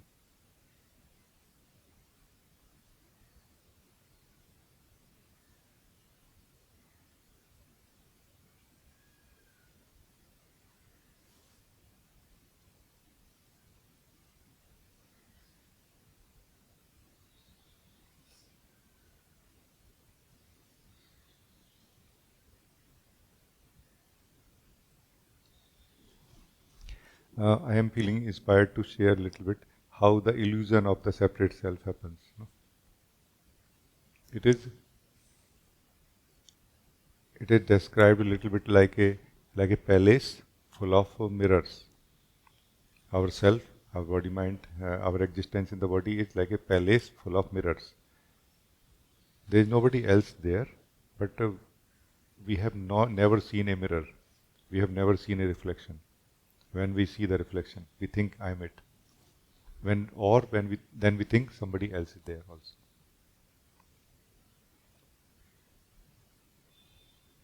And we feel afraid of the other also. And we become what we are not also. We become what we are not.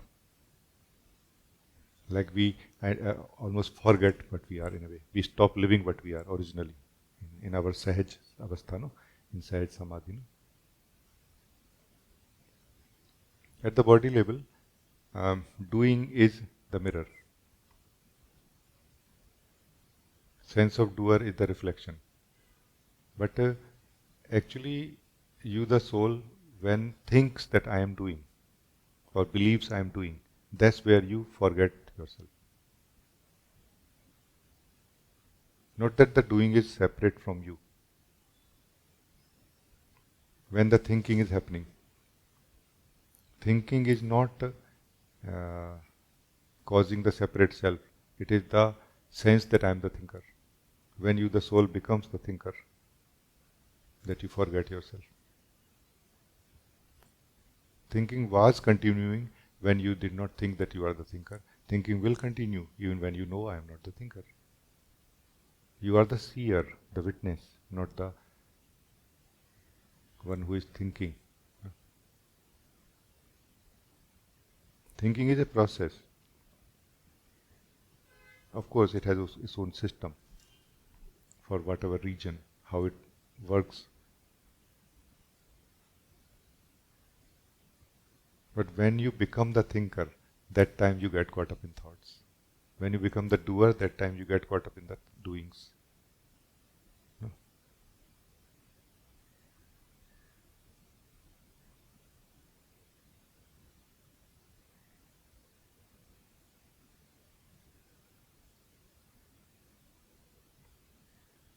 Now for a moment,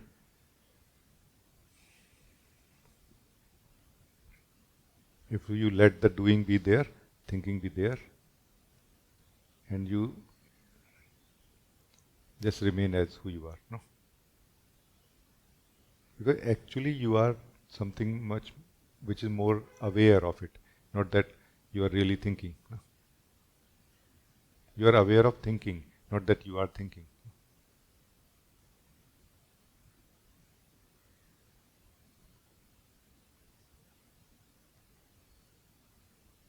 So thinking is going on, and there is awareness of thinking also. Doing is happening, and there is awareness of doing also. This awareness is that witness that you are. It is all the time present, but it gets identified every now and then. No actual bondage happened, no imprisonment actually happened. That's why if you try to run faster, if you try to become free from the imprisonment harder, you will get caught up in it more and more. Be still and see. Be still and see.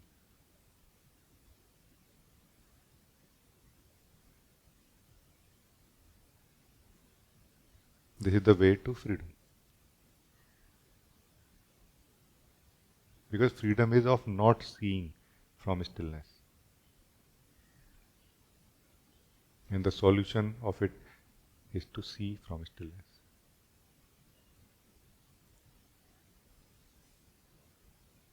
You don't become something.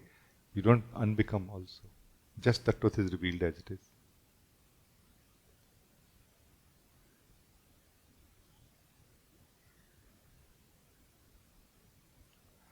So it's good, no? I feel it's nice. Thank you, thank you.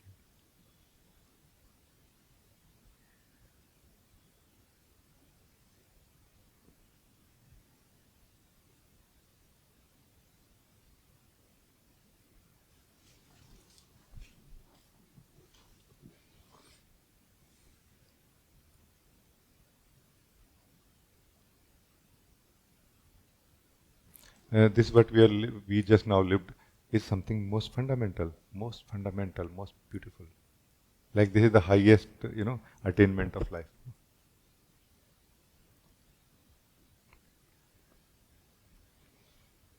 But I feel that joy is possible for everyone. Doesn't matter in what state we are. Happiness is possible for everyone. Peace is possible for everyone. Doesn't matter in what state we are. No?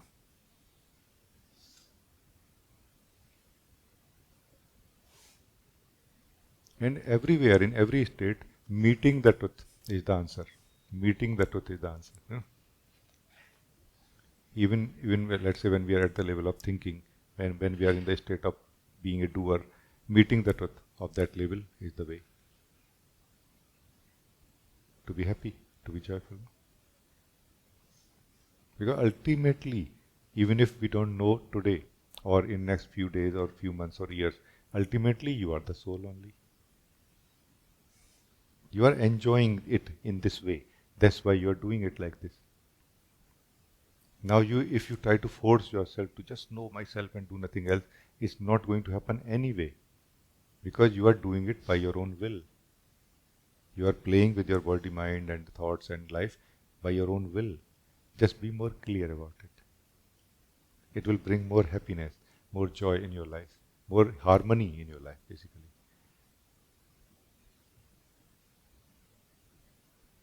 And fear will be removed also. Fear is removed. It is very good. We can talk a little bit more if anybody wants to talk to me, then we end this meeting now. Mila, you want to say something? Yes, Rajee. I want to use this opportunity. It's always so beautiful to talk to you.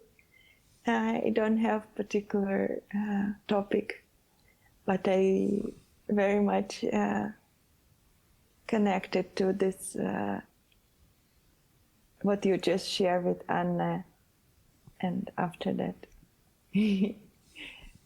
So I feel I'm in this state of happiness and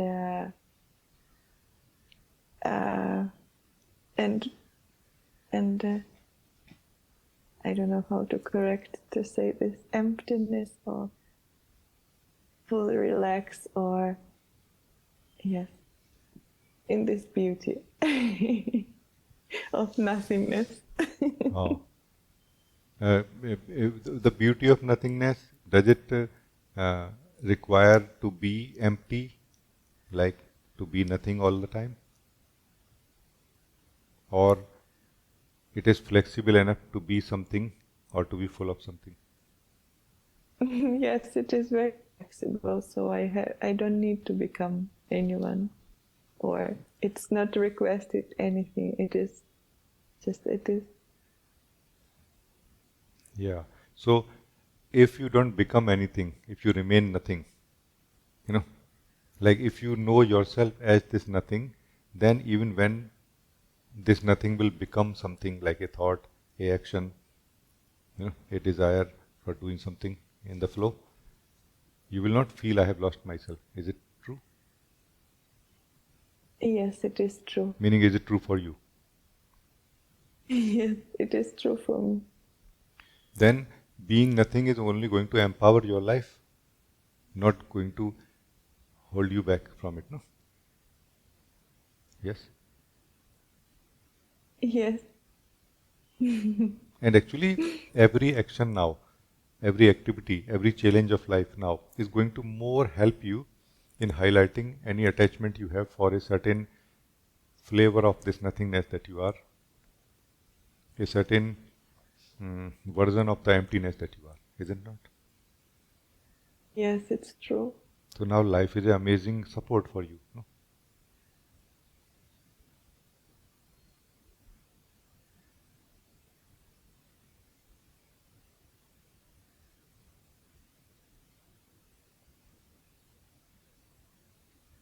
Basically, life is saying to you that don't be this nothingness which gets troubled by life situations. No?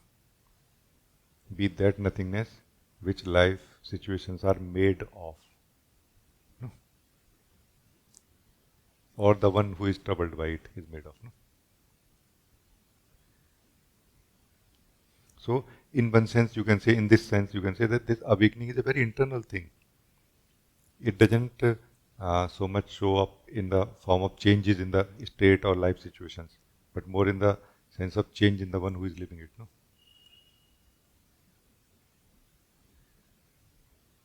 The knowledge about it itself, the self-knowledge, no? Knowing. No? Yeah? Yes, absolutely.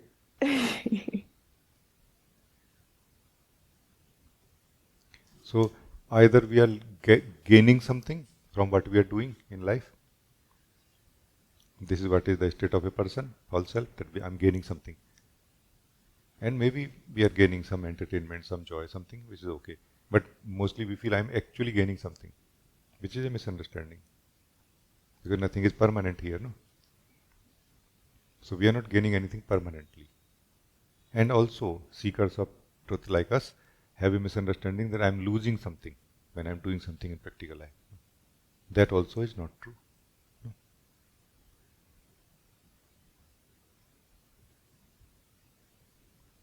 It does not mean that we can challenge our stillness or our recognition and living of the truth of who we are immediately or always or everyone. No, different states are there based on that.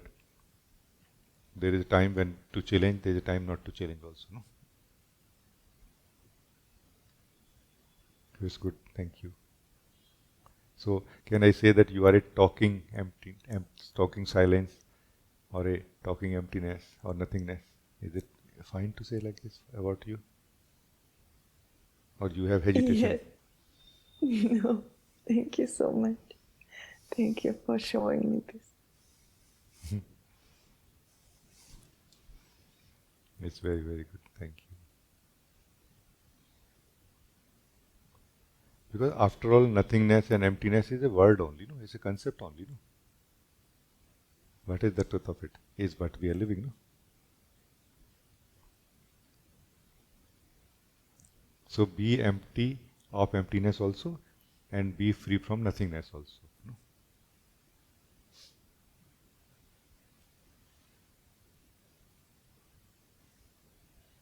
And that's what life is doing. Life is trying to make you free from this attachment to nothingness, or to remain as nothingness, which is the idea or a experience, even if a very subtle state, no? Attachment to it. No? So life is challenging us. Please remember, Mila, this sharing, my sharing of anti-fragility, anti-fragile. Soul is anti-fragile. Life is challenging it. It is not dismantled. It is not destroyed. It is just discovered that how strong it is. No? What is the strength?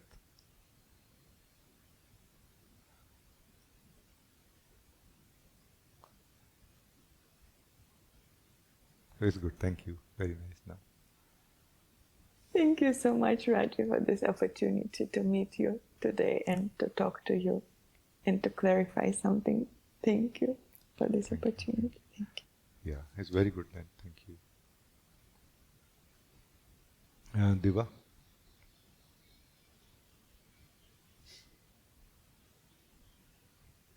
Rajee. Namaste.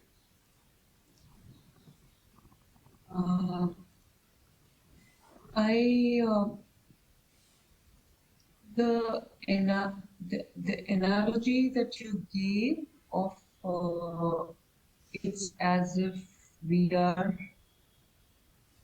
someone who has not seen ourselves, and our existence is like a palace of mirrors. You just gave this example in your previous talk with Anna, I believe. And um, and the way I heard it is, the first line was as if you have never seen yourself, and the doer and the thinker are reflections of who we are. So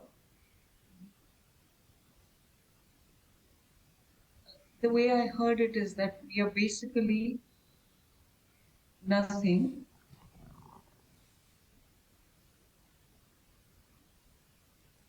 Is it possible to hear me? Or? Oh yeah, I can hear you well.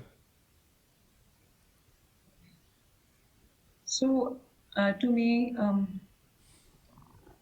and then you said, I came to this point of understanding that really we get an illusion of being something, and I wanted to check that with you. Is that the right understanding, Rajee? Yes, it is. So we don't really get into the illusion that I am the doer, or I am the thinker, or I am the experiencer directly. We first get into the sense that I am something, or like basically something like someone, like an entity. And that's from where we need support now. Now the support is given by the body, the doings. Oh, I'm the doer. By the thinking, oh, I'm the thinker. By the experiencing, that oh, I'm the experiencer. Like this.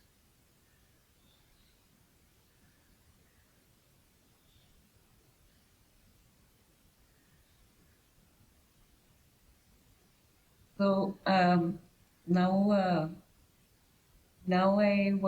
this is something which after our last conversation, I was contemplating on that. You mentioned about a conversation as we started the meeting. Conversation between you and the person who is talking.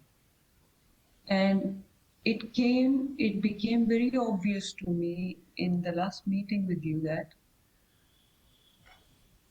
the one point which you keep emphasizing on is me sitting on this chair and you sitting on that chair. To acknowledge the presence of you sitting on that chair and the presence of me sitting on that chair, it occurred to me that's what really a conversation means. And that is something which I noticed was not happening, like was not being consciously done. The acknowledging of you sitting on that chair and me sitting on this chair. So I wanted to, and when you gave this example of the mirror and me being not really an entity or something, I was like, how can then we be separate? Like, how can anyone be separate? It's just something.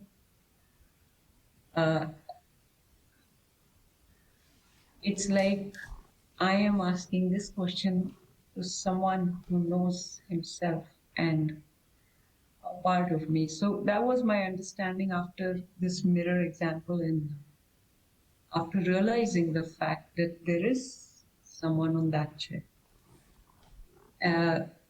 My question is about separation, the sense of separation and the other, which you also mentioned about in the mirror example, that you start thinking. So, Rajee, I wanted to clarify this a little more about the illusion of separation. I am not sure if this question is No, it's clear to me. clear. And It's clear. The illusion of separation is based on one thing only, that is not living the truth of oneness that we are. Actually, the moment we are not living the truth of oneness, we means, what is this we? This we is this individual consciousness. But this individual consciousness actually was never living the truth of oneness. At the time when it was born, it was born self-unconsciously. No? So it is not a fault of this individual consciousness that it was born self-unconsciously, self-unaware. Now it will have to become self-aware, means it will have to return to the knowledge of oneness. Thus, the individual self is not an actual thing. It is like a child of the absolute, you can say. From the absolute, it has come out. But it is as if feeling that I am separate, and this has to be resolved. And the only one way to resolve it is to live the oneness. When this apparent individual separate self lives the oneness in its own heart, in its own being, the sense that I am separate from this oneness dissolves. The more it lives, the more it dissolves. At some point, there is a taste of oneness continues, but there is no one who is tasting it as such, like a separate self. No.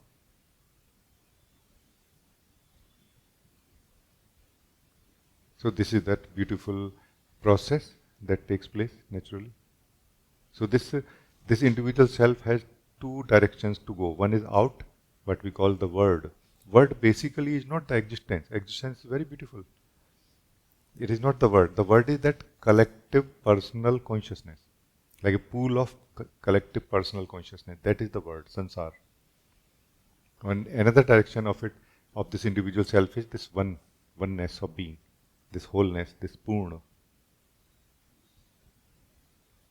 No? And it will not be difficult for you to say that this is the Lord, as you will taste it. No, you will feel this is the Lord of the life. This is the taste of the Lord of life here, totally and always present in this oneness. No?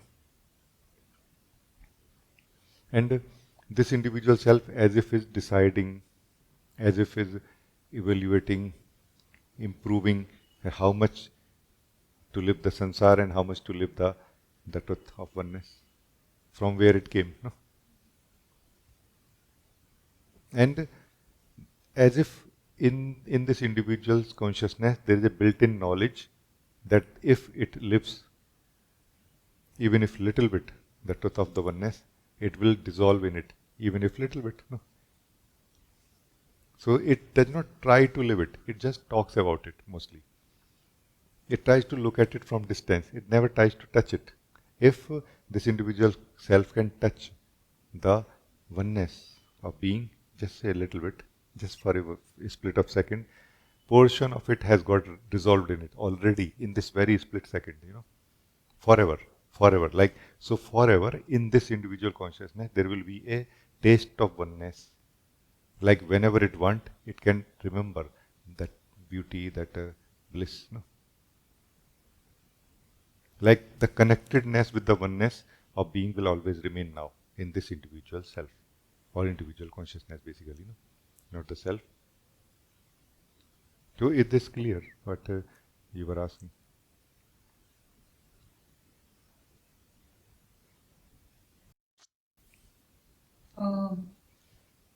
Rajee, about the oneness that you say,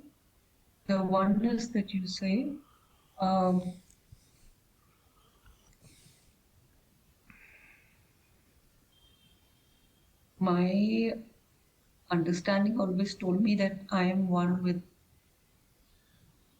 all that surrounds me. I am one, and that was the understanding, and I started to look, started from that understanding. But now when you say, it sounds as if oneness with the source, Yes, where we it is. come from. Meaning, I'm not talking about the understanding of oneness. I'm not talking about the experience of oneness also. I'm not talking about the darshan of oneness also. I'm talking about touch of the oneness by the one who is feeling I'm separate from it. No? This is what I'm talking about. So there is a actual oneness inside us, meaning the taste of truth is present inside us. And this one who we are can come in contact with it. This is what I mean. Like by actually touching it, not like looking at it from distance or talking about it or thinking about it or understanding about it. You know, like this. Like the, if we are a form made of ocean water, but we are more dried in a way and, frozen, and we think that I am separate from the ocean. And as long as we are talking about it from distance, as long as we are looking at it, as long as we are catching the breath, like a wind coming from the ocean, we will be all right. But if we dip our toe a little bit even in this ocean, that toe will never come back. Even if we touch a little bit our hand in this ocean, that will never come back because it will get merged with the ocean. And that portion of ourself, like remain connected to this remaining of the individual self, giving you the direct experience, kind of access to the oneness all the time. So effectively what happens in the awakening is that a major portion of the individual's consciousness gets merged in the ocean from where it came, the source. But still the consciousness remains here at the individual level, which is not sufficient to create the illusion of the separate self. But it is more than sufficient to taste it, taste the oneness, the blessedness of the oneness, and to sing the songs of the praise of Lord, no? Like this. Is it more clear now?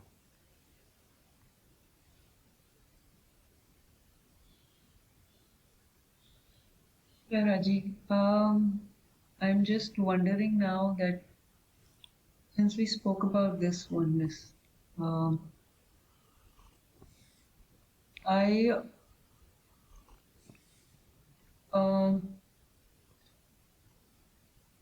in my I feel there are times that I have felt the taste of it, but I'm not sure. So About what? I missed one word, I think, one or two words. There are days when what happens then those days? I want to the taste of oneness that you mentioned. How does one know that one has already touched it? By experiencing this oneness continuously afterward, like this. If you touch this oneness can never leave you now. Like something always remains connected to it. Like now you don't need to remember this oneness, it reminds you. Like you are in the middle of talk, work, something, doing something, and suddenly it just comes back. But with full power, full glory, not like, oh yeah, I think I remember there was. It is always fresh, by the way. It's never old and connected to the previous experiences. So this is that real taste. It's because you have opened the door for this oneness from your being, no, inside your heart. So it will keep surfacing, no. And one note also for you here.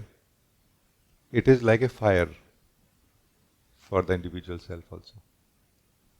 Once this fire enters, not literally that you experience like fire, but you start sensing that things are disappearing from the individual domain, no? Melting, burning. One very beautiful example a beautiful teacher gave, I used to listen a long time back, that awakening is like a, I don't know if you use the word awakening or enlightenment, is like a stubborn salesman knocks at your door And once you open the door, you cannot close the door anymore. He puts his damn foot on the door itself. Then he enters in your house. And then he starts throwing out the furniture. And one by one everything. And at some point he will throw you out also. You know. So this is what is basically opening the door for this oneness. It may sound a little bit, too much. What I'm trying to say is that we can approach this same thing in a very stable manner, provided that we don't touch the imaginations about it. Because the favorite way of the individual self is to imagine about things, think about things. But this is not the way to approach truth or truth of oneness. The same thing actually. Truth is one. Truth of oneness is truth only. It's a plain simple truth. It's not a special truth of oneness. It's not a special truth called oneness. It's just a simple truth, which is always one. So does it make more sense now? To me, it comes more like an invitation. It is actually. That, Because you are talking about can understanding of it. I'm talking about actually tasting it. No? I want to. I want to. I mean, If you want to, dropping then you can understand this, what I'm saying a little bit more, which will give way in a way. No? Like what Anna said today, something very powerful. Like this one trying to become this true self, is not letting me remain as the true self. Do you see? This is that key. This is that key. Be free from this one who is trying to become the one self, or be free from this one who is trying to come in contact with the oneness, and you will start coming in contact with the oneness.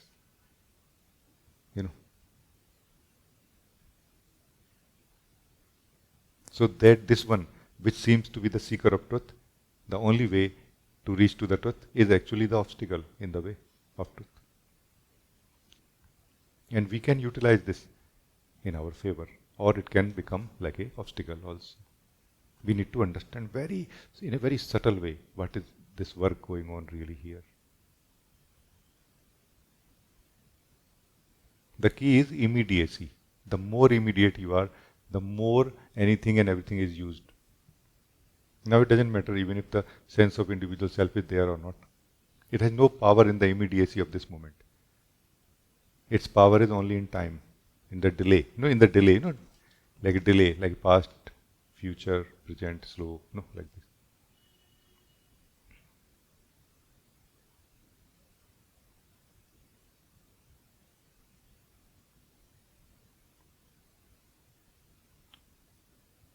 So there is an individual self. Like we can talk about it like this. There is an individual self which reaches to the oneness. It's like this is the way of individual self. This way appeals to the individual self. Like there is an individual self which one day reaches to the oneness. And the individual self is very happy now, one day, not today. I'm saying no, today only, right now only. And now individual self says, I want to be, but I don't know how. Immediacy is the how of it. Are you ready to be immediate? Then you are ready for truth. Immediacy is the how actually of reaching to the truth.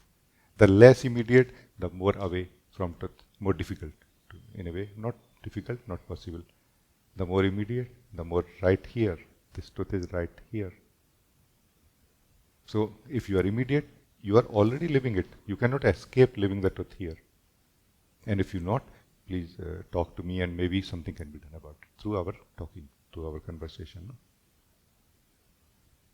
Conversation is just an attempt, no guarantee, but there seems to be no better way also. Like meditation practices and everything is good support, but two souls talking to each other is a much better support for that, I feel, here in Satsang. So, what do you feel? Is clear now?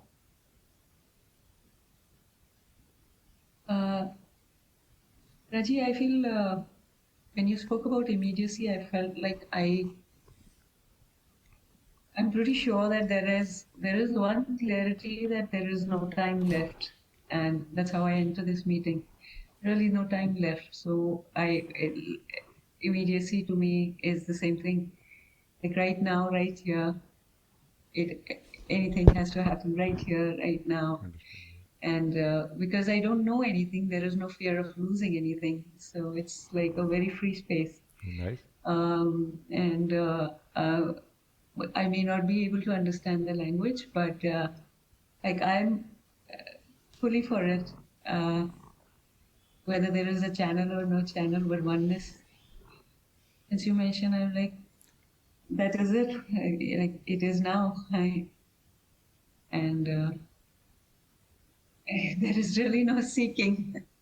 It's now and here. There is no. I am not seeking, looking, searching for tomorrow.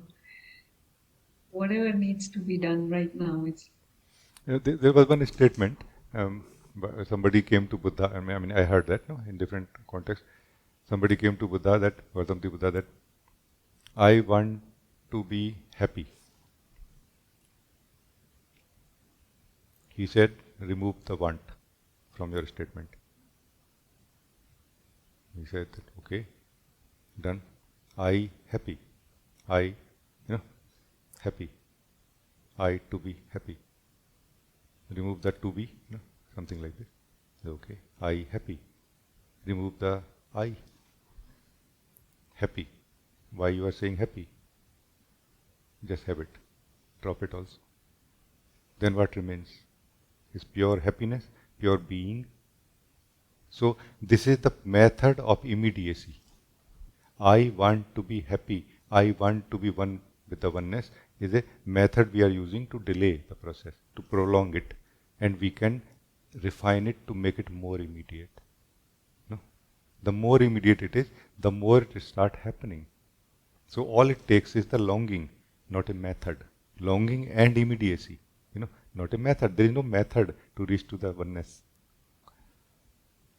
This very longing is the method, the door, the path, the bridge. There is no other method to reach to the oneness. There is no other bridge to reach to the oneness except the longing in our heart. No? And if you will be so immediate right now, you will have no time or energy to live anything else. You will be left alone with just living this longing that I want to be, like not want to be, not thoughts and feelings, but just the pure existential longing to live the truth. And you start living the truth now.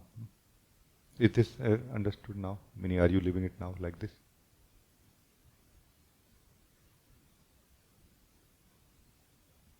Raj.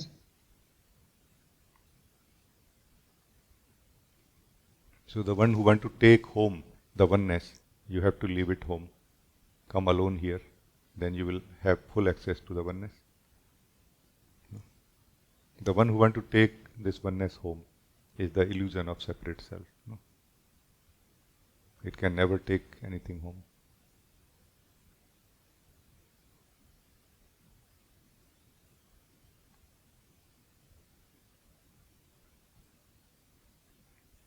So this is where you will choose. One day we will choose, all of us today also. We can choose, some of us are choosing like truth or myself. Myself the attainer of it. No, I choose truth. No, even if I'm not able to hold the position of the attainer of it. This is how we transcend the most subtle part of ego. So ego basically is the desire to be the attainer, who can keep it, like this, like a drop on the beach, dreaming, desiring to keep the ocean in it.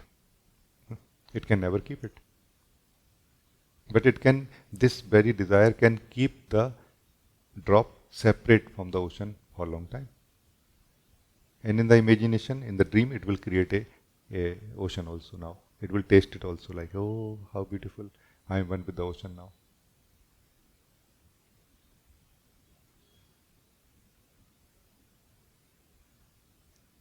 So it's good, no? It's good, thank you.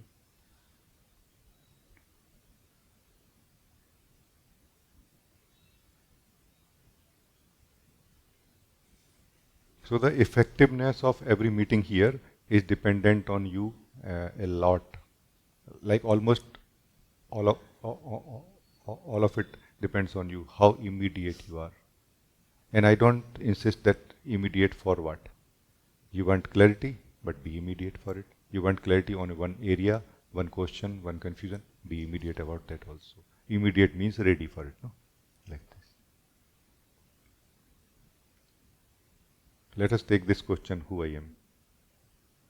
This question, when attended by the practitioner, there is a sense of time, it's going to take time, there are assumptions, and they all are delaying this process. The questioner is not immediate, who I am, in it. The more immediate the questioner is, who I am, the more somehow the delay is removed, like obstacles are removed. There are no obstacles left now. When the question, who I am, is absolutely, like totally immediate, the question, the questioning, the questioner, all three drop. An answer emerges from within ourselves. But this answer is not attended by the one who was questioning who I am. And we are continuously saving the questioner who I am in the process of questioning. No, this is the thing. But at some point, when genuinely you will practice, you will feel, no, it doesn't matter. Even if I'm not surviving as the questioner of it, I have to get to the answer. No? And that's how actually everybody got to the answer, by the way, in one way or the other. No? Like maybe not literally like this. Everybody comes to that bridge, that if I cross this bridge, I will not be there on the other side. Truth will be there, but I will not be. My answer will be there. What I'm seeking for will be there, but I will not be. No? So this happens naturally. This is what is immediacy. You ask this question immediately right now. You will get the answer of who I am right now. Because it is not about the answer. It is about the recognition that I am the one who is asking the question. Who or what I am. Turning towards yourself is what is the answer of who I am. Like who exactly, this is wonder. Like wondering about who I am. Like forget about the question who I am, the result of it. But who I am, who is asking the question, it is about that.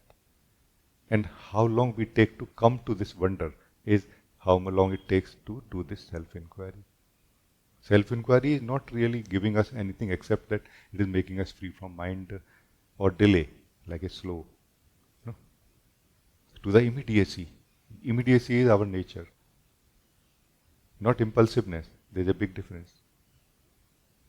Not impulsive, but immediate.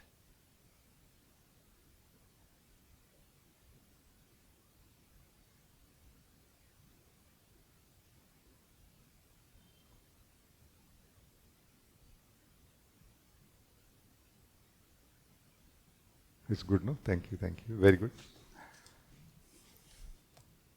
Is this clear, Deva? Yeah, Rajee. My feeling is it's the same thing that you spoke to Anna about. The tendency to take something stops us from really being who we truly are. So, and it's not not about the difficulty. It's only about that small thing in the eye which just stops us. That's that tendency. I feel no, it is not really. It is literally we are sleeping on the bed, dreaming about everything, and now we are desiring awakening from within the dream. A actual opening of the eyes will do, not a betterment within the dream will do. No, this is what I am saying. Touch of the truth means actually opening your eyes, even if in the bed, on the bed only. No? This is the thing.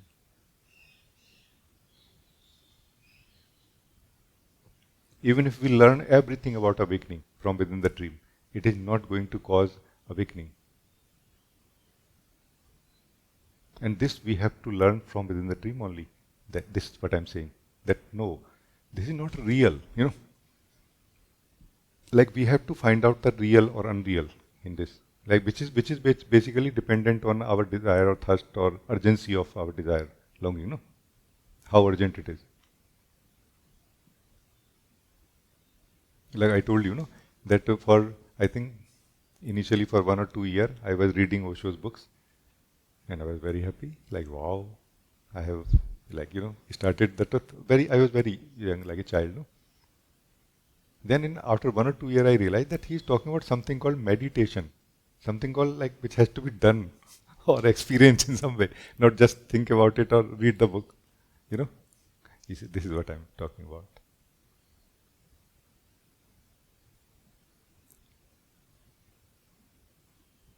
Not talking about truth, tasting.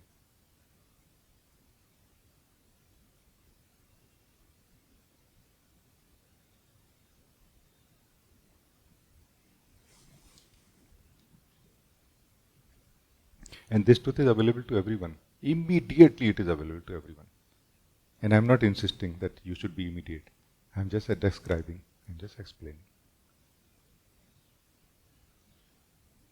All the spiritual processes which are more moderate, slowly progressing, are nothing but a refinement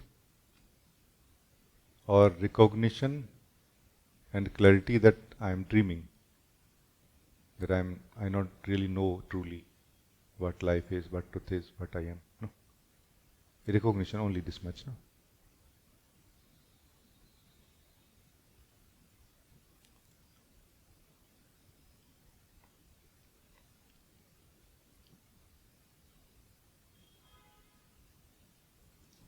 So thank you. I think it's good.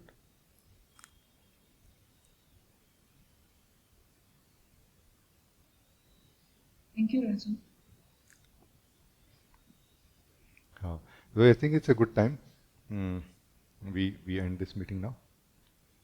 I know it looks like we should not actually end it. It's so beautiful actually. Thank you everyone that we are so on in a way, here. This is only the grace of my Guru, nothing else. No? Grace of God. No? How amazing, how amazing, how amazing.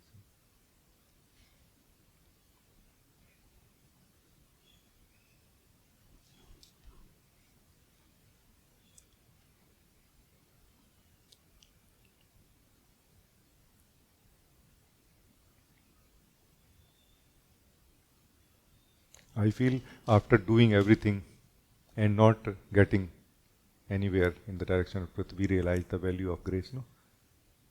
I feel like this. That's why doing is also very important in a way, but not that it gives us anything in the direction of truth, but it just gives us wisdom, maturity, no? Do you think do you think really anybody can do it? This satsang, that the way it happened, do you think really anybody can do it? Nobody can do it. Only my Guru can do it, and did it, no? I feel like that. We are just available. You are available. I am available. We are not resisting. That's all. Yes, I am available. I am here. Yeah, please show me what you want to show me. Not that what I want to see. No. You show me what you want to show me, please. Not what I want to see. What do I know? What should I see or not? Please you show me, oh my Lord, oh my Guru, what I should see today. And I'm supremely happy with it, with this prasad that you gave me. Thank you. No? So thank you everyone for joining this meeting. God bless you all. Thank you.